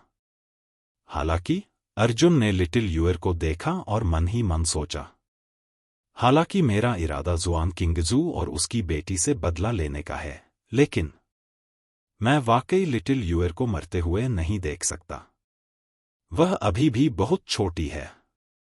पवन बैल ने पहले ही आक्रमण करना शुरू कर दिया था। आक्रमणकारी पवन बैल का सामना करते हुए अर्जुन ने अपनी बाहें फैला दी और कहा, अगर मैं मरना चाहता हूं तो मैं भी सामने की लड़ाई में मर जाऊंगा। मैं कभी नहीं बचूंगा। हालांकि इससे पहले कि पवन बैल हमला कर पाता, अर्जुन का शरीर कांप उठा और वह बेहोश हो गया। तीव्र दर्द के कारण अर्जुन कोमा से जाग गया। वह तुरंत उछल पड़ा और चिल्लाया, चलो कमीने! हो! अचानक उसे एहसास हुआ कि वह वास्तव में बिस्तर पर खड़ा था और रजाई उसके पैरों के नीचे गिर गई थी। रजाई गुलाबी रंग की थी और उसमें से बेटी की हल्की सुगंध आ रही थी। यह कैसी जगह है? अर्जुन ने आश्चर्य से खुद को देखा और पाया कि उसने एक नया निजी परिधान पहन लिया था। उसने अपने कपड़े खोले और फिर से देखा। उसके शरीर पर बहुत सारी घनी दरारें भी मलहम से सनी हुई थीं, जिनसे हल्की औषधीय खुशबू आ रही थी। आसपास का माहौल देखकर स्पष्ट हो गया कि यह बेटी का शयन कक्ष था। इसी समय दरवाजा चरमराहट के साथ खुला और एक सुंदर आकृति अंदर आई। यह एक महिला थी। उसकी दो बड़ी बड़ी आंखें थीं, लेकिन उसकी आंखों के कोने ऊपर की ओर झुके हुए थे। इन आंखों को लोमड़ी की आंखें कहा जाता था और उनमें एक अविभाज्य आकर्षण था। उसकी छोटी सी नाक ऊपर की ओर मुड़ी हुई थी, उसके होंठ लाल थे और उसके मुंह के कोनों पर एक आत्मा को झकझोर देने वाली चाप बनी हुई थी। उसके गाल बिल्कुल सुडौल थे, लेकिन उनमें एक अकथनीय प्रलोभन भी था जो उस लंबी और सुंदर बर्फीली गर्दन के साथ मिलकर बना था। अर्जुन ने कई अद्वितीय सुंदरियों को देखा था, यहां तक कि जुआन किंगजू को भी, जिसे 9 ग्रहों के महाद्वीप में नंबर 1 सुंदरी कहा जा सकता है। वैसे तो हर खूबसूरती की अपनी अलग शैली होती है, लेकिन इस महिला की खूबसूरती एक तरह की मोहकता थी जो आम लोगों से अलग थी। यह एक ऐसी अदम्य इच्छा थी जो इसे देखते ही दिल की गहराई से उठती थी। अर्जुन एक पल के लिए स्तब्ध रह गया। इस महिला ने उसे बहुत अपरिचित महसूस कराया। तुम जाग रहे हो? महिला मुस्कुराई। यह तुम हो? अर्जुन दंग रह गई। यह वास्तव में रहस्यमयी महिला थी। उसने अपना घूंघट हटा दिया। मुझे नहीं पहचान पा रहे हो? उसने अपनी 2 पतली, सफेद और कोमल उंगलियां अपनी आंखों के कोनों पर रखीं और कहा, तुम्हें ये आंखें पहचान लेनी चाहिए। तो यह इस तरह है? अर्जुन को अचानक एहसास हुआ। कोई आश्चर्य नहीं। पता चला कि इस महिला ने अपनी आंखों पर खुद को छिपा रखा था। उसकी असली आंखें लोमड़ी की आंखें थीं। छोटी यूर कहाँ है? वह कैसी है? अर्जुन ने अपना सिर हिलाया और जल्दी से पूछा। महिला ने कृतज्ञतापूर्वक कहा, यूर अब ठीक है, आपका धन्यवाद। यह अच्छी बात है। अर्जुन ने राहत की सांस ली, लेकिन उसे हमेशा लगता था कि इस महिला का व्यवहार उसके रूप रंग से मेल नहीं खाता। इस महिला को शांत और गरिमामय कहा जा सकता है, जो लोगों को बड़े परिवार की शैली खोए बिना परिपक्वता की भावना देती है। हालांकि उसकी शक्ल ऐसी नहीं थी। शायद यही वजह थी कि उसने अपना चेहरा ढका हुआ था। वह महिला हल्के कमल जैसे कदमों से खिड़की के पास चली गई और अर्जुन के कंधे पर हाथ रखा। तुम अभी भी ठीक नहीं हो। लेट जाओ और आराम करो। मैं तुम्हारे लिए सूप का कटोरा लाती हूं। उसके आने से बेटी की हल्की सुगंध आई, जो अर्जुन की घ्राण शक्ति से भरी हुई थी। इस कार्य में कुछ भी गलत नहीं था, लेकिन उसके रूप से उसमें लोमड़ी जैसी गंध आ रही थी। अर्जुन की आंखें खाली थीं। तुम सच में वही औरत हो? तुम्हें ऐसा क्यों नहीं लगता? महिला ने अर्जुन के माथे पर हल्के से उंगली से थपथपाते हुए कहा, यह वास्तव में मैं ही हूं। ठीक है, जल्दी से थोड़ी देर आराम करो, मेरे हीरो। इतना कहकर वह महिला मुड़ी और कमरे से बाहर चली गई। अर्जुन बिस्तर पर बैठ गया और अपना सिर खुजाने लगा। बड़े हीरो? क्या बात है? क्या उसने गलत दवा ले ली? हालांकि थोड़ी देर बाद यह महिला सूप का कटोरा लेकर लौटी। इसके अलावा अर्जुन की असहज परिस्थितियों के कारण उसे व्यक्तिगत रूप से अर्जुन को 1 कप सूप पिलाना पड़ा। वह बिस्तर के सिरहाने बैठी और अर्जुन की ओर देखने लगी। अचानक उसने धीरे से कहा, क्या तुम जानते हो कि लिटिल यूर की इतनी बेपरवाही से कभी किसी ने रक्षा नहीं की? यद्यपि आप केवल एक छोटे जियांटियन 3य स्तर के मार्शल कलाकार हैं, लेकिन ब्लैक शार्प डेमन फॉरेस्ट में आपने जो किया है वह उन सभी पुरुषों की तुलना में अधिक साहसी है जिन्हें मैं जानता हूं। यह उतना बढ़ा चढ़ाकर नहीं कहा गया है जितना तुमने कहा। अर्जुन ने कड़वा सूप पिया और कहा, मैं इतनी दयनीय स्थिति में हूं क्योंकि मैं पर्याप्त रूप से मजबूत नहीं हूं, इसलिए मैं इतना वीर दिखता हूं। महिला मुस्कुराई और अपना सिर हिलाया, लेकिन यह ठीक इसलिए है क्योंकि आप कमजोर हैं, इसलिए आप बार बार उस हवा के बैल का सामना करने की हिम्मत करते हैं। यही बात आपको और भी बहादुर बनाती है ना? जिस क्षण तुमने अपनी बाहें फैलाईं और पवन बैल के सामने खड़े हुए, मुझे लगा कि तुम दुनिया के सबसे बहादुर नायक हो, मेरे और लिटिल यूर के नायक। अर्जुन को लगा कि महिला की आवाज में कुछ गड़बड़ है। उसे थोड़ी शर्मिंदगी महसूस हुई और उसने बात बदल दी, लिटिल यूर को क्या हुआ? यह सुनकर महिला ने कड़वाहट से मुस्कुराते हुए कहा, यूर अपने जन्म से ही एक अजीब बीमारी से पीड़ित है। पहले वह महीने में एक बार हमला करती थी। जब वह हमला करती थी तो उसका पूरा शरीर अतुलनीय रूप से बर्फ जैसा ठंडा होता था। हर बार जब वह हमला करती थी तो उसकी जान खतरे में पड़ जाती थी। यूर के इलाज के लिए हमने वे सभी तरीके अपनाए जो हम सोच सकते थे, लेकिन उनमें से कोई भी काम नहीं आया।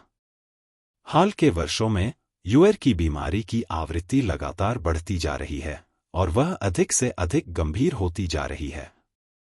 हालांकि हमारे कबीले ने अपनी पूरी ताकत लगा दी है, फिर भी वे उसे ठीक करने में असमर्थ हैं। हमारे कबीले के कुछ बुजुर्गों ने तो मुझे सलाह भी दे दी कि मैं हार मान लूं। महिला ने नाक सुड़की और अपनी आंखों के कोनों से आंसू पोंछे, लेकिन मैं मना करती हूं। छोटा यूर मेरी जिंदगी है। तो तुम उसे कबीले से दूर ले गए और इलाज के लिए चले गए? अर्जुन का दिल भावनाओं से भर गया। यह भी एक कड़वी महिला थी। उसी समय अर्जुन अपनी बहन के प्रति उस महिला की भावनाओं से बहुत प्रभावित हुई। महिला ने धीरे से कहा, मैंने लगभग पूरे महाद्वीप की यात्रा की है। जब तक मैं यूर को ठीक कर सकती हूं, मैं अपना सब कुछ देने को तैयार हूं। अर्जुन ने एक लंबी सांस छोड़ी और अचानक हंसा, क्या यह हो सकता है कि केवल लाइटनिंग मेरिडियन मार्शल कलाकार ही यूर की बीमारी को ठीक कर सकते हैं? इसलिए आप उस काले कृपाण को लेकर आए और लाइटनिंग मेरिडियन मार्शल कलाकार को खोजने के लिए हर जगह खोज की। महिला ने सिर हिलाया।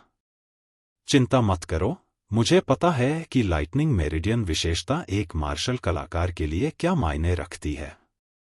आपने हमारी बहनों के लिए बहुत कुछ किया है। मैं अब आपसे हमारी मदद करने के लिए अपनी जान जोखिम में डालने के लिए नहीं कहूंगी। क्या मैं तुम पर भरोसा कर सकता हूं? अर्जुन ने पूछा। अध्याय 37 सर्वदिशात्मक परीक्षण। महिला ने अर्जुन की ओर देखा और कहा, यदि इस दुनिया में केवल एक ही व्यक्ति बचा है जिस पर आप भरोसा कर सकते हैं, तो वह व्यक्ति अब मैं ही हूं। अर्जुन ने सिर हिलाया। बस, बहुत हो गया। मैं आपकी मदद करने को तैयार हूं। आप? महिला खुशी से रो पड़ी, क्या आप सचमुच तैयार हैं? अर्जुन ने अपने होठों को सिकोड़ते हुए कहा, मैं उतना स्वार्थी नहीं हूं जितना तुम सोचते हो। मुझे पता है, मुझे विश्वास है। महिला ने जोर से अपना सिर हिलाया। आप आधे दिन आराम करें। मैं सुबह आपसे मिलने आऊंगी और यूर की बीमारी के बारे में बात करूंगी। जब उसने अर्जुन से दवा का कटोरा लिया तो उसकी उंगलियों ने गलती से अर्जुन के हाथ को छू लिया, लेकिन उसके आकर्षक चेहरे पर लाल बादल छा गया। मैं हुआंगपू रुयान हूं और मेरी बहन का नाम हुआंगपू रुओयू है, उसने फुसफुसाते हुए कहा और दरवाजा खोलकर बाहर निकल गई। बंद दरवाजे की ओर देखते हुए अर्जुन ने आह भरी, मैंने अपने पिछले जीवन में केवल हुआंगपू कबीले के बारे में सुना था। मैंने कभी नहीं सोचा था कि मैं इस जीवन में उन्हें जान पाऊंगा। मुझे आश्चर्य है कि यह मेरे लिए अच्छी बात है या बुरी बात है। उसे धीरे धीरे अपने मन में वह बात याद आने लगी जो उसके गुरु ने उससे पिछले जन्म में कही थी। हुआंगपू अभिजात कबीला एक प्राचीन कबीला है जो हजारों वर्षों से चला आ रहा है। इस कबीले के कुलपति की हर पीढ़ी एक ऐसा व्यक्ति है जो अपने पैरों से धमाका करता है जिससे पूरी दुनिया कांप उठती है। मुचेन, इस कबीले के साथ बहुत ज्यादा न उलझो। कम से कम उनके प्रति शत्रुतापूर्ण व्यवहार मत करो। अगले दिन अर्जुन की सेहत में बहुत सुधार हुआ। वह अपने कमरे में नहीं रहना चाहता था, इसलिए वह व्यायाम करने के लिए बाहर आया। तभी उसे एहसास हुआ कि यह ब्लूस्टोन सिटी के बाहरी उपनगरों में स्थित एक मनोर था और इसे सुंदर पक्षियों के गायन और फूलों के गायन के साथ एक सुंदर दृश्य कहा जा सकता है। अर्जुन ने गहरी सांस ली और अपने शरीर को तान दिया। उसे लगा कि उसकी त्वचा की चोट मूल रूप से ठीक हो गई है। केवल उसकी मांसपेशियों और हड्डियों में अभी भी कुछ चोटें थीं। पूरी तरह से ठीक होने से पहले उसे कुछ दिनों तक आराम करने की जरूरत थी। आपका स्वास्थ्य कैसा है? कृत्रिम जलधारा के पास हुआंगपू रुयान मुस्कुराते हुए विलो वन से आया। बहुत बेहतर। ऐसा लगता है कि आपने मेरे लिए बहुत सारी कीमती आध्यात्मिक जड़ी बूटियों का इस्तेमाल किया है, अर्जुन ने कहा। आपने हमारी बहनों के लिए जो किया है, उसकी तुलना में मैंने जो किया है, वह उल्लेख करने लायक नहीं है। हुआंगपू रुयान ने अपने हाथ में सूप का कटोरा पकड़ा। लो, इसे पी लो। अर्जुन ने एक घूंट लिया और कहा, चूंकि कोई समस्या नहीं है, तो चलो जल्दी से लिटिल यूर को बचाने का कोई तरीका सोचें। रुयान मुस्कुराया और सिर हिलाया। मैं तैयार हूं। मेरे पीछे आओ। वे दोनों विलो जंगल से गुजरे और एक चट्टानी जगह पर पहुंचे। चट्टानी जगह बहुत बड़ी थी और वास्तव में यह एक छिपी हुई व्यवस्था थी। रुयान ने तंत्र को सक्रिय किया और पूरा रॉकरी बाहर निकल गया, जिससे एक भूमिगत गुफा का प्रवेश द्वार दिखाई दिया। दोनों ने गुफा में नीचे की ओर प्रवेश किया। गुफा के सबसे गहरे हिस्से में एक बेहद खुला गुप्त कक्ष छिपा हुआ था। अर्जुन ने चारों ओर देखा। यह गुप्त कमरा एक प्रशिक्षण मैदान था। साधना के लिए आवश्यक सभी प्रकार के उपकरण और सुविधाएं उपलब्ध होनी चाहिए। अर्जुन ने देखा कि गुप्त प्रशिक्षण मैदान की विपरीत दीवार पर दो चीजें थीं। एक गोली भट्टी थी और दूसरी मानव आकार का पत्थर था। पत्थर को देखकर अर्जुन की ने कहा, आपके पास आत्मा परीक्षण पत्थर है? यह बहुत बढ़िया है। रुयान ने हल्के से मुस्कुराते हुए कहा, वह आत्मा परीक्षण पत्थर केवल स्वर्ग मूल क्षेत्र के नीचे के हमलों का पता लगा सकता है। आप इसका उपयोग कर सकते हैं। ठीक है, उससे पहले मेरे पास आपके लिए कुछ है। जैसे ही वह बोल रही थी, रुयान ने अपनी स्टोरेज रिंग से 3 चीजें निकाली। वे एक काली कृपाण, काले कवच का एक सेट और एक किताब थी। तुम ये मुझे देना चाहते हो? अर्जुन ने उत्सुकता से पूछा। उसने पहले भी काली कृपाण देखी थी, लेकिन यह पहली बार था जब उसने काले कवच और किताबें देखी थी।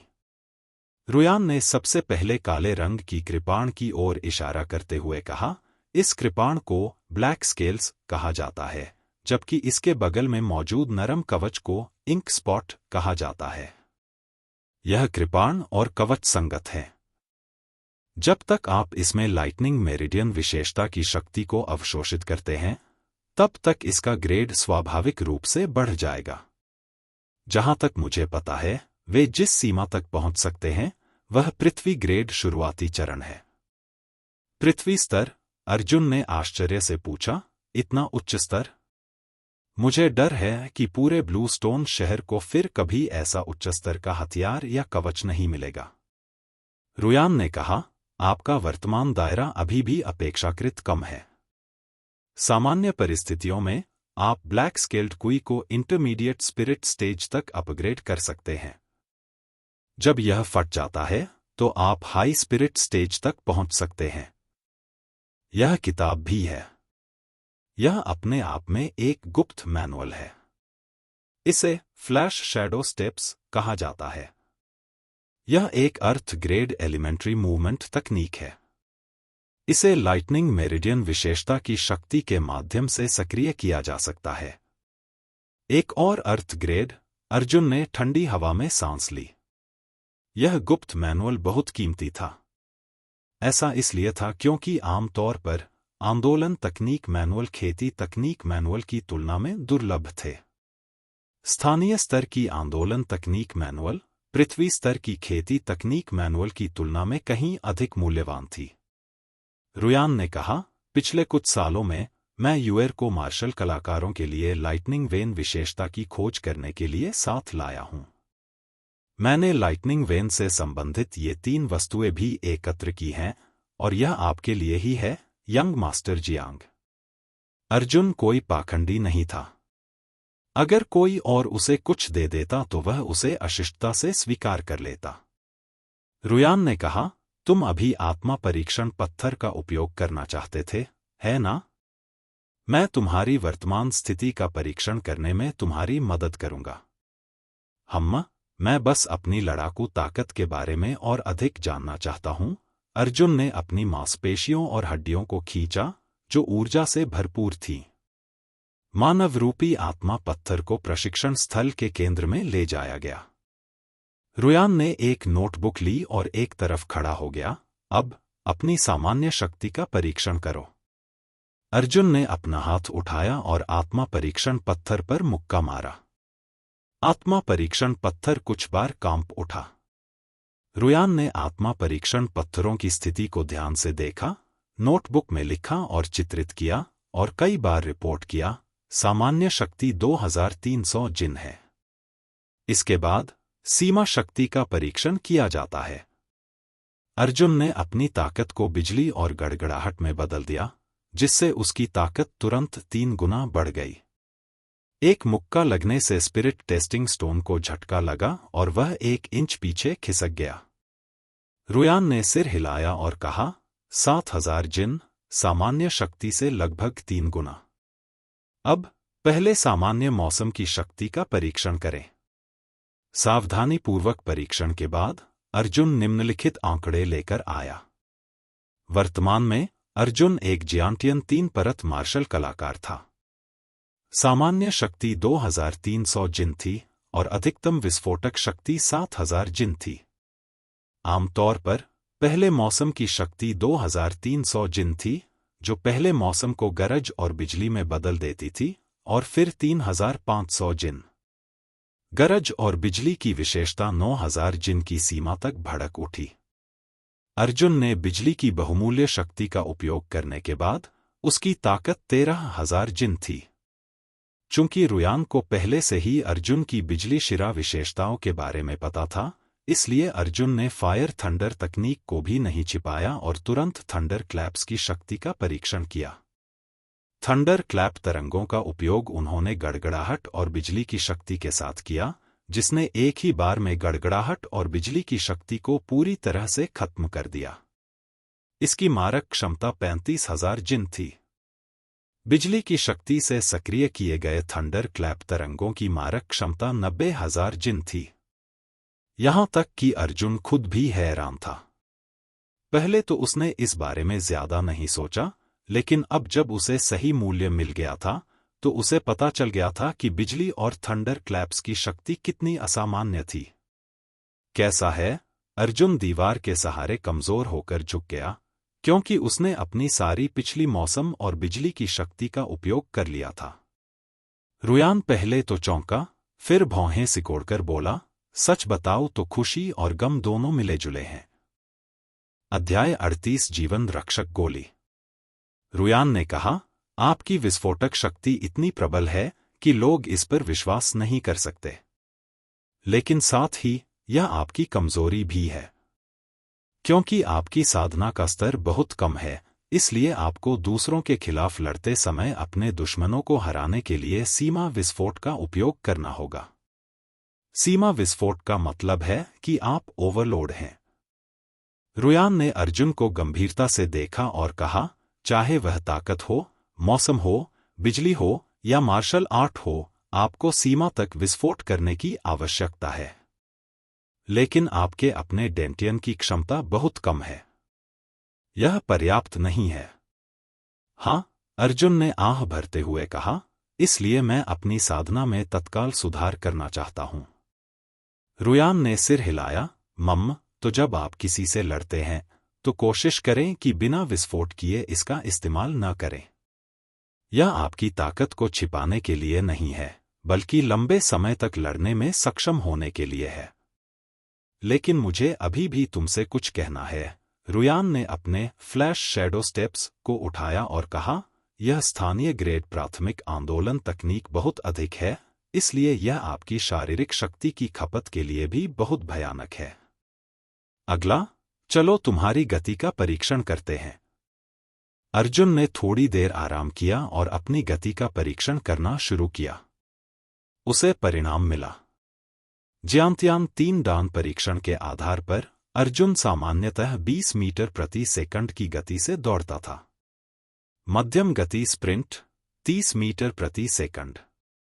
अधिकतम चार्ज 40 मीटर प्रति सेकंड था। उसके पैरों में गड़गड़ाहट और बिजली की चमक थी और विस्फोटक आवेश 100 मीटर प्रति सेकंड था।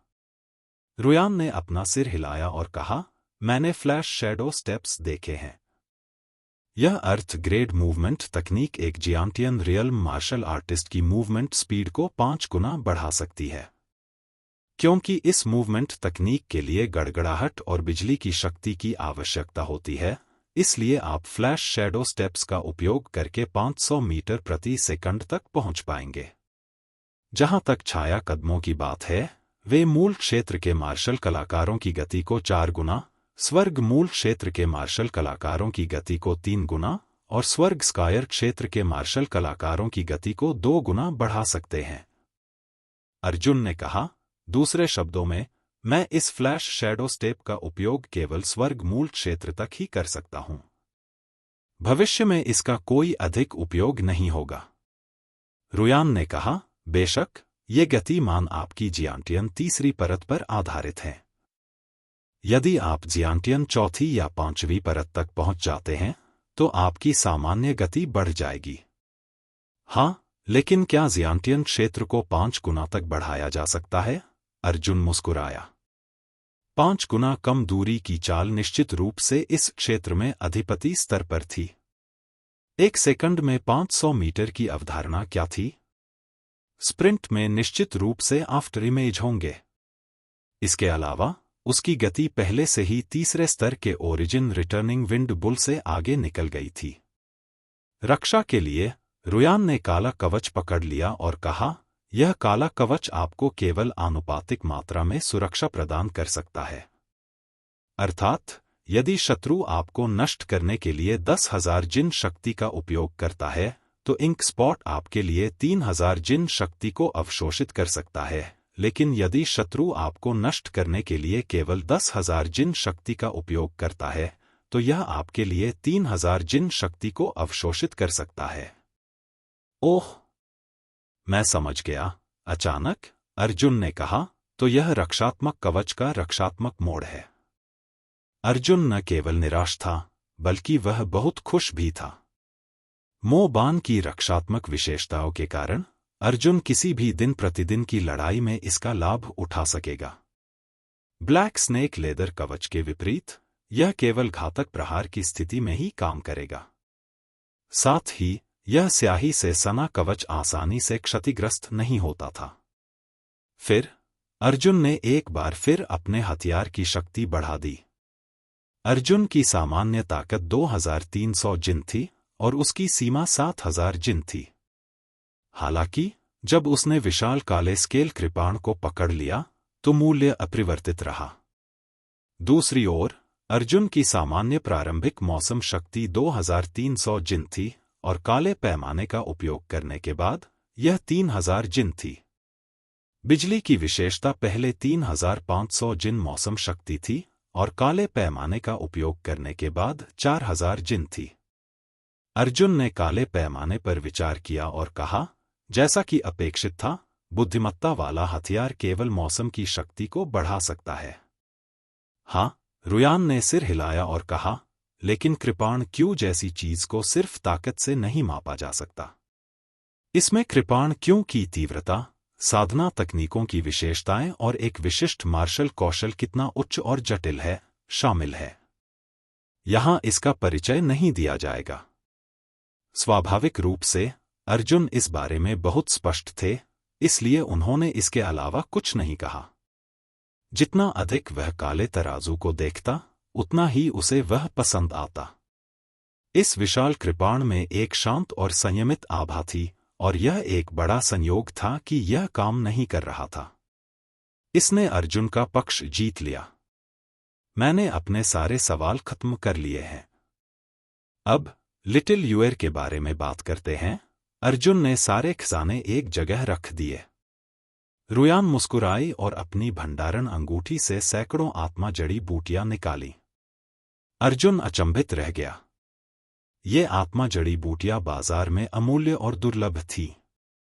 रुयान ने कहा, एक बार एक शाही चिकित्सक ने मुझसे कहा था कि यूएर की बीमारी को ठीक करने के लिए किसी को मौसम की बिजली की मेरिडियन विशेषता या गोलियों को परिष्कृत करने के लिए युआन क्यूई पर निर्भर रहना होगा। हालांकि हम केवल तीसरी श्रेणी की गोलियों का अभ्यास कर रहे हैं, फिर भी हमें इंतजार करना होगा। मैंने पहले ही परिवार के कीमियागर से मदद मांगने के लिए एक संदेश भेज दिया है। कीमिया? अर्जुन मुस्कुराया और कहा, तो अपने परिवार के सदस्यों को परेशान मत करो। मैं यह कर सकता हूं। तुम? रुयान ने प्रसन्नतापूर्वक कहा, तुम कितने आश्चर्य छिपा रहे हो। जितना अधिक मैं खोदूंगा, उतना ही अधिक मुझे पता चलेगा कि तुम अथाह हो। टियर 3 औषधीय गोलियां बहुत उच्च श्रेणी की नहीं थी। अर्जुन को भरोसा था कि वह उन्हें आसानी से प्राप्त कर सकता है, और वह गारंटी दे सकता था कि वे सभी शीर्ष श्रेणी की टियर 3 औषधीय गोलियां थीं। तुरंत ही उन दोनों ने प्रशिक्षण कक्ष में गोली की भट्टी जला दी। रुयान ने व्यक्तिगत रूप से आग पर नियंत्रण किया और युआन क्यूई की एक गेंद छोड़ी। युआन क्यूई की लपटों में जल गई और सीधे गोली भट्टी के तल को जला दिया। यह मामला उसकी छोटी बहन के जीवन और मृत्यु से जुड़ा था। रुयान भी पहले से कहीं ज्यादा घबरा गई। जल्द ही उसके माथे पर पसीने की महीन बूंदें उभर आईं। उसने घबराकर अर्जुन की ओर देखा और कहा, ठीक है, कोई समस्या नहीं। अर्जुन आत्मविश्वास से मुस्कुराया। रुयान द्वारा दिए गए फॉर्मूले के अनुसार उसने 100 गोलियों को 10 बैचों में विभाजित किया और उन्हें 10 बैचों में डाल दिया। इसके बाद अर्जुन ने गोली भट्टी में प्रवेश करने के लिए गड़गड़ाहट और बिजली की शक्ति का उपयोग किया और अंदर के हर छोटे से छोटे परिवर्तन को सटीक रूप से नियंत्रित किया।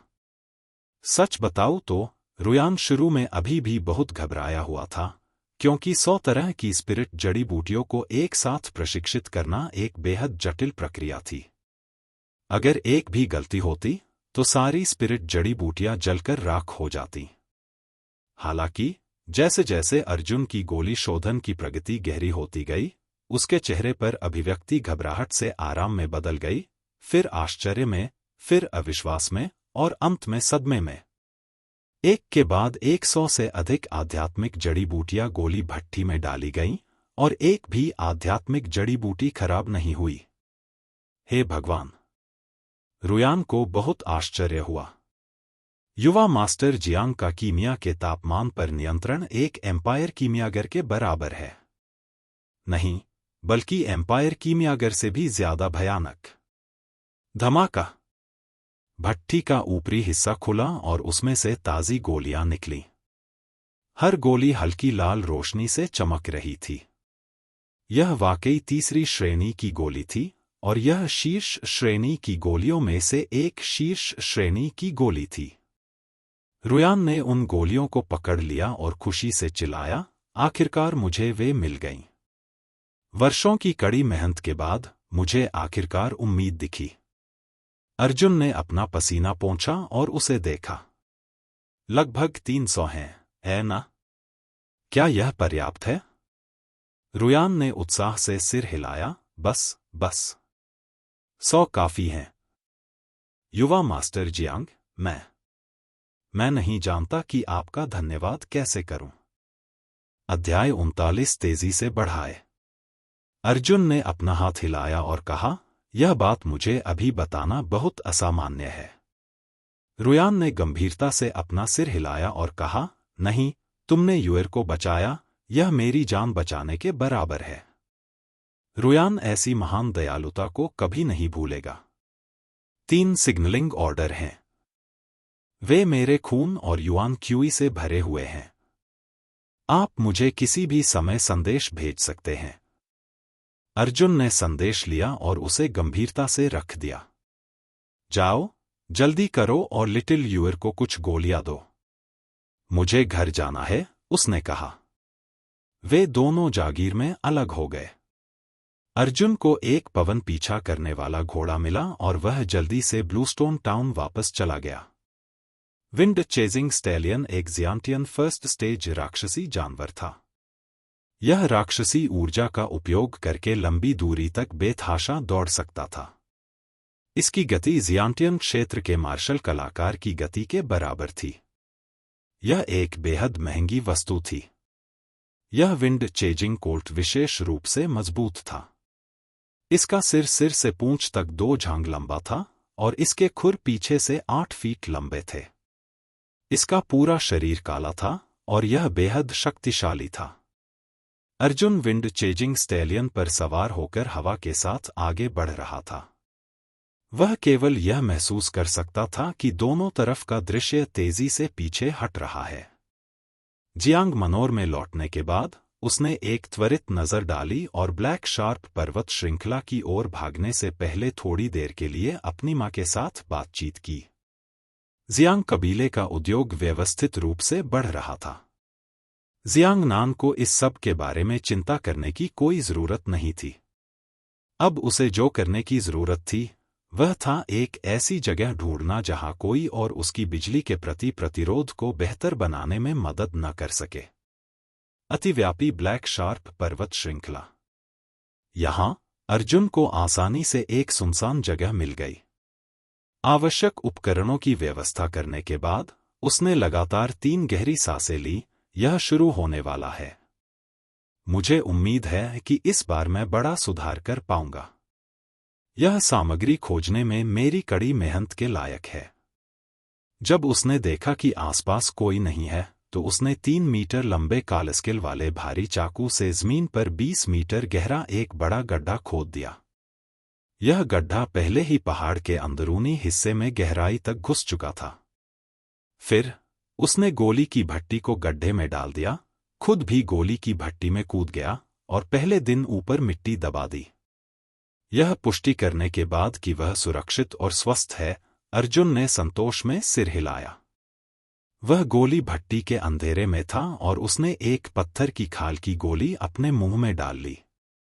उस पागल कीमियागर ने कहा था कि एक मार्शल कलाकार को गोली में तब्दील करने से अप्रत्याशित प्रभाव पड़ेगा। मुझे उम्मीद है कि उसने जो कहा वह सही है। अर्जुन कुछ असहज था, लेकिन अब पीछे मुड़ने का कोई रास्ता नहीं था। उसने भट्टी की भीतरी दीवार पर जोर से हाथ मारा, जिससे भट्टी के अंदर की आग तुरंत भड़क उठी। एक मानव, भले ही वह एक जियांटियन क्षेत्र का मार्शल कलाकार हो, आग की लपटों के बीच जीवित नहीं रह पाएगा। इसलिए अर्जुन ने स्टोन स्किन पिल का इस्तेमाल किया। यह गोली बेहद प्रभावी थी, जिससे अर्जुन की त्वचा अगले 2 घंटों में ही पत्थर बन गई, जिससे यह सुनिश्चित हो गया कि वह जलकर नहीं मरेगी। इसके अलावा अन्य प्रकार की भी कई प्रकार की जड़ी बूटी की गोलियां थीं, जिन्हें या तो व्यवस्थित रूप से खाया जाता था या शरीर पर लगाने के लिए इस्तेमाल किया जाता था। फिर भी जैसे जैसे उसके शरीर में सुधार की प्रगति बढ़ती गई, अर्जुन को भी अपने शरीर में जलन महसूस होने लगी और उसकी घुटन और भी गंभीर हो गई। सौभाग्य से कायाकल्प गोली की मदद से शक्तिशाली औषधीय गुणों ने उसे हवा पर निर्भरता से छुटकारा दिलाया, जबकि स्नो सिकाड़ा घास ने उसके शरीर को ठंडा किया। अंततः यह तीसरी श्रेणी का थंडरबोल्ट वाइन था। पौधों में प्रकृति के प्रति अतुलनीय सहनशीलता होती है। पौधे दुनिया के लगभग हर कोने में पाए जा सकते हैं। वे किसी भी कठोर प्राकृतिक वातावरण के अनुकूल ढल सकते हैं। वज्रबेल एक विशेष आध्यात्मिक जड़ी बूटी थी जो पूरे वर्ष गरज और बिजली की चमक के बीच उगती थी। इस बार अर्जुन ने धीरे धीरे थंडरबोल्ट वाइन के बिजली प्रतिरोध को अपने मानव शरीर में मिला दिया। गोली भट्टी के अंदर की लपटें और भी तेज हो गईं। अर्जुनटोंग का शरीर लाल हो गया, मानो वह एक मानवाकार की मूर्ति हो जिसे लाल जला दिया गया हो। थंडरबोल्ट वाइन की बिजली प्रतिरोध उसकी त्वचा में घुस गई, उसकी हड्डी के सार और अंगों में प्रवेश कर गई। शोधन के अंत में अर्जुन का पूरा चेहरा लाल हो गया। उसने अपने दांत पीस लिए और अकल्पनीय दर्द सहा। उसने मन ही मन सोचा, यह लगभग पूरा हो गया है। मैंने अपने शरीर की लगभग सभी हड्डियों का अभ्यास कर लिया है। अंत में मेरे पास केवल डैंटियन और मेरिडियन ही बचे हैं। इस समय शीफू पिल के पास कार्य करने के लिए अभी भी 10 मिनट शेष थे। थंडरबोल्ट वाइन का शक्तिशाली विद्युत प्रतिरोध तेजी से अर्जुन के शरीर में प्रवाहित हुआ। अर्जुन की आंखें अचानक खुल गईं और उसकी आंखों में बिजली की चमक चमक उठी। बिजली और गरज की शक्ति अपनी चरम सीमा तक सक्रिय हो गई। तुरंत बिजली की एक ऐसी चमक जो शायद ही कभी नंगी आंखों से देखी जा सकती थी, अर्जुन के पूरे शरीर को घेर गई। सबसे पहले मौसम गड़गड़ाहट और बिजली की विशेषताओं में संघनित हो गया था। यह थंडरबोल्ट वाइन के औषधीय गुणों के साथ अपने डेंटियन से शुरू हुआ और अपने शरीर में हर मध्याह्न संरचना तक तैर गया। इस बिंदु पर पूरे 2 चक्रों तक तैरने के बाद थंडरबोल्ट वाइन के औषधीय गुण अंततः अर्जुन द्वारा पूरी तरह से अवशोषित कर लिए गए। धमाका! गोली भट्टी का ऊपरी हिस्सा खुल गया और गोली भट्टी से निकली गंदगी सीधे आसमान में उठ गई। इसके तुरंत बाद एक आकृति आसमान में उड़ गई। अर्जुन हवा में लुढ़क कर जमीन पर गिर गया। स्टोरेज रिंग के भीतर गोली की भट्टी अभी अभी उतरी थी। सफलता! अर्जुन ने उत्साह से उसके शरीर को देखा। उसने पाया कि उसकी त्वचा एक नवजात शिशु की तरह अधिक चिकनी और चमकदार हो गई थी। मुझे उम्मीद नहीं थी कि इस शारीरिक सुधार से न केवल बिजली के प्रति मेरी प्रतिरोधक क्षमता बढ़ेगी, बल्कि मेरे शरीर से बहुत सारी अशुद्धियां भी समाप्त हो जाएंगी। अर्जुन ने हंसते हुए कहा। लगता है इस बार उसकी फसल छोटी नहीं थी। अगला कदम श्वेत ज्वाला बिजली की बिजली चाप शक्ति को अवशोषित करना जारी रखना था। पूरी तरह से तैयार होने के बाद उसने बिजली का ताबीज हवा में उछाला और खुद से कहा, हर बार जब उसका क्षेत्र बढ़ेगा तो कठिनाई बहुत बढ़ जाएगी। मुझे आश्चर्य है कि क्या यह उन्नति उसे पिछली बार की तरह लगातार 2 छोटे क्षेत्रों में कूदने की अनुमति देगी। बोलते समय वह अभी भी 9 परिवर्तन बिजली झटका देने वाली कला प्रसारित कर रहा था।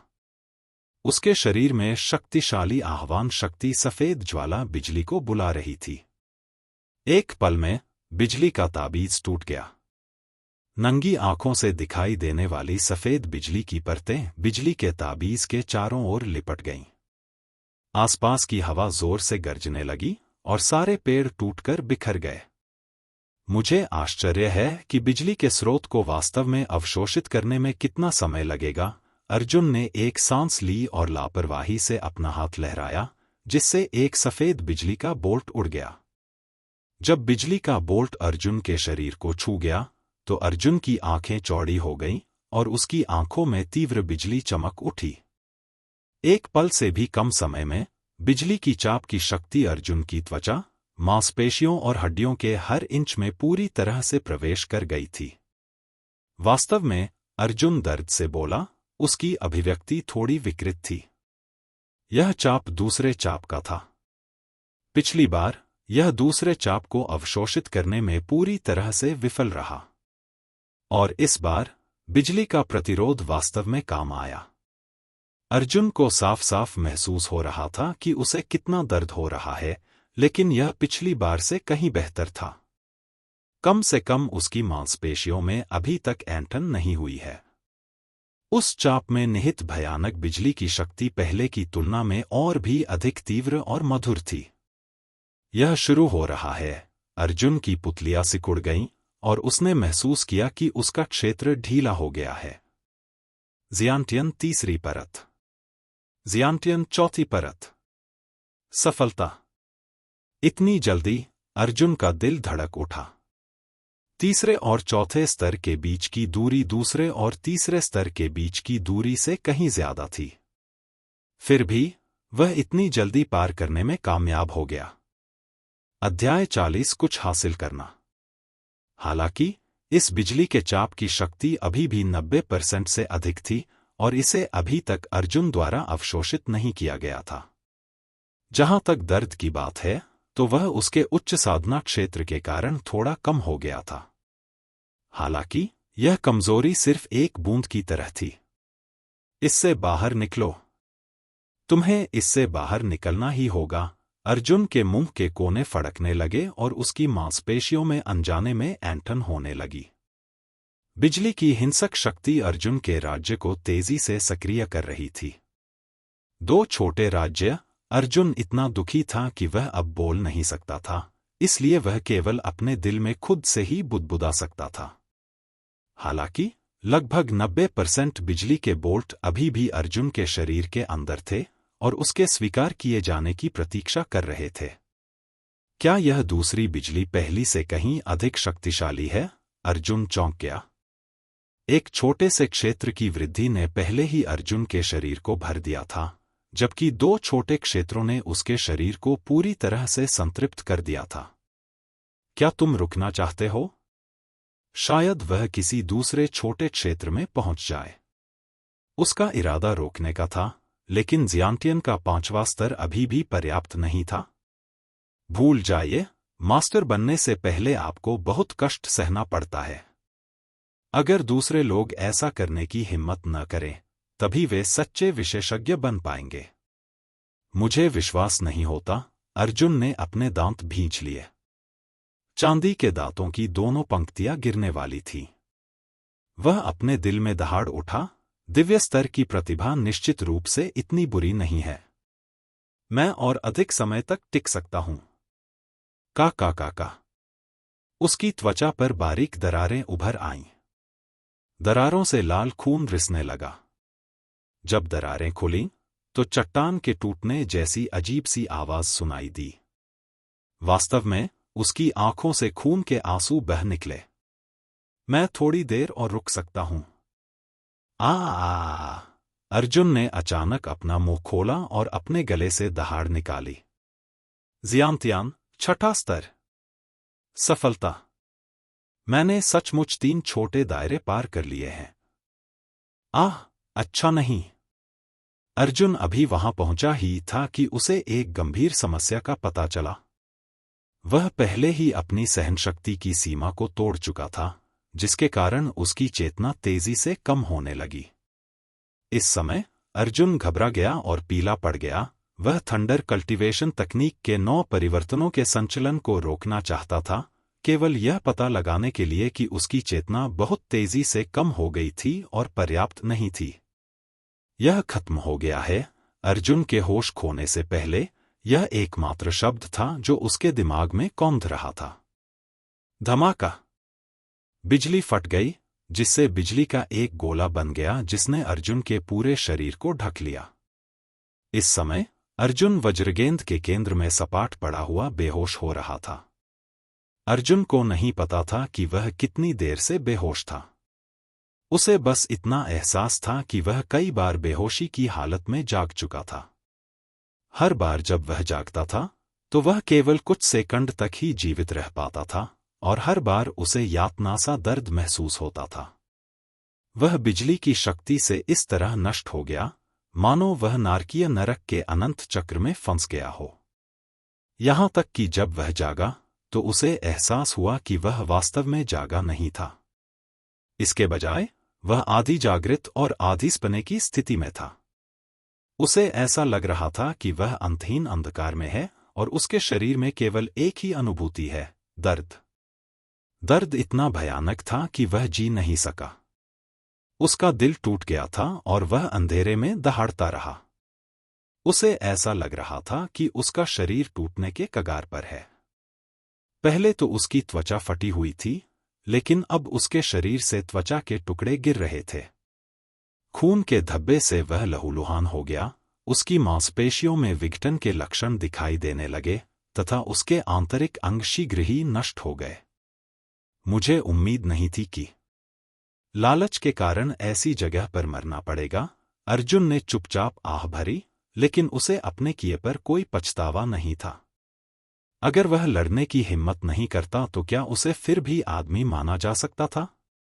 धीरे धीरे उसे महसूस हुआ कि उसके शरीर का दर्द कम हो गया है। क्या तुम सचमुच मरने वाले हो? अर्जुन को कमजोरी से याद आया कि अब उसे दर्द भी महसूस नहीं हो रहा था। हालांकि वास्तव में एक चमत्कार हो रहा था। अर्जुन के शरीर से गिरे त्वचा के टुकड़े वास्तव में उसके शरीर में वापस आने लगे थे। उस समय अर्जुन ने अचानक अपनी आंखें खोली। उसने महसूस किया कि उसकी त्वचा और मांसपेशियां सख्त हो गई हैं। टूट जाओ और खड़े हो जाओ, अर्जुन की आंखों में चमक आ गई। उसने पाया कि वह अभी भी हिंसक वज्र के केंद्र में था।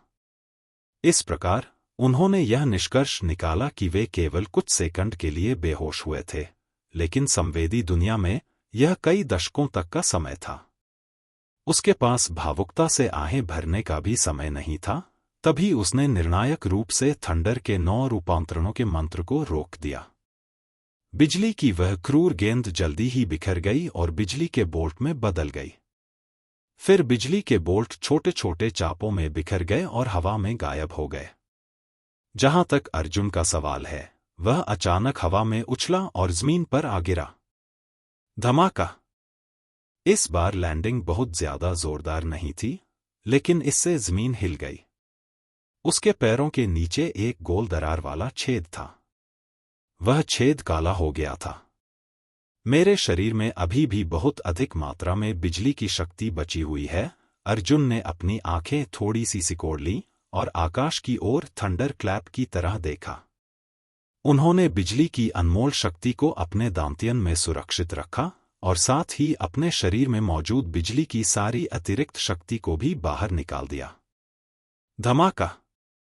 पंखे के आकार की क्रिस्टल नीली रोशनी आसमान में उड़ी। यह रोशनी हवा में ही फट गई, जिससे हवा ने आसमान में बादलों को उड़ा दिया। इतना शक्तिशाली, अर्जुन की आंखें चौड़ी हो गईं। यह अब तक का सबसे शक्तिशाली थंडर क्लैप था जो उसने छोड़ा था।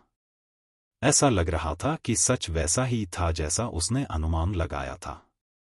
दूसरी बिजली की चमक पहली बिजली की चमक से कहीं ज्यादा शक्तिशाली थी। तभी अर्जुन के विचार जाग उठे। उसने अपना हाथ हिलाया और एक नया चाप बनाया, तीसरा चाप। हालांकि उसने इसे अपने शरीर में नहीं खींचा और केवल ध्यान से देखा। इस तीसरे चाप की शक्ति अत्यंत हिंसक थी। यह दूसरे चाप से अनगिनत गुना अधिक शक्तिशाली था। अर्जुन ने ऐसे शक्तिशाली चाप को अवशोषित करने का प्रयास करने की हिम्मत नहीं की। फिर से मजबूत, अर्जुन ने भौहें सिकोड़ते हुए कहा, मैंने अपने शरीर की ताकत को अब संयमित कर लिया है। मैं इस बिजली के बोल्ट को आसानी से छूने की हिम्मत नहीं कर सकता। हालांकि वह एक पल के लिए सोच में पड़ गया। बिजली के प्रति अपने प्रतिरोध को सुधारने के लिए उसने जो नुस्खा इस्तेमाल किया था, वह पहले से ही उसके पास मौजूद सबसे शक्तिशाली नुस्खा था। जाहिर है, यदि वह तीसरे चरण को अपने पक्ष में करना चाहता था, तो उसे एक मजबूत नुस्खा खोजना होगा। अर्जुन के पास कोई उच्च श्रेणी के नुस्खे नहीं थे, इसलिए उन्हें खोजने के लिए कुछ शक्तिशाली संप्रदायों के पुस्तकालय में जाना पड़ा। अर्जुन ने सिर हिलाया। शहर के चयन के बाद वह एक संप्रदाय में शामिल हो सकता है। उस समय उसके पास एक और मौका होगा। अब उसे फ्लैश शैडो स्टेप्स की खेती शुरू करनी चाहिए। उसने जमीन में काला स्केल डाला और धीरे धीरे देखने के लिए शैडो स्टेपिंग तकनीक निकाली। यह तकनीक खुद अर्थली ग्रेड बिगिनर स्टेज से संबंधित थी और एक मार्शल कौशल था जिसका उपयोग विशेष रूप से आकृतियों को हिलाने के लिए किया जाता था। इसका कोई हमला प्रभाव नहीं था। हालांकि यह जटिल है, लेकिन इसे समझना आसान है। अर्जुन ने शैडो स्टेप्स को पलटा और सिर हिलाया। अपने पिछले जीवन में उसने अनगिनत जटिल साधना विधियों की साधना की थी, इसलिए यह फ्लैश शैडो स्टेप उसकी नज़र में कुछ भी नहीं था।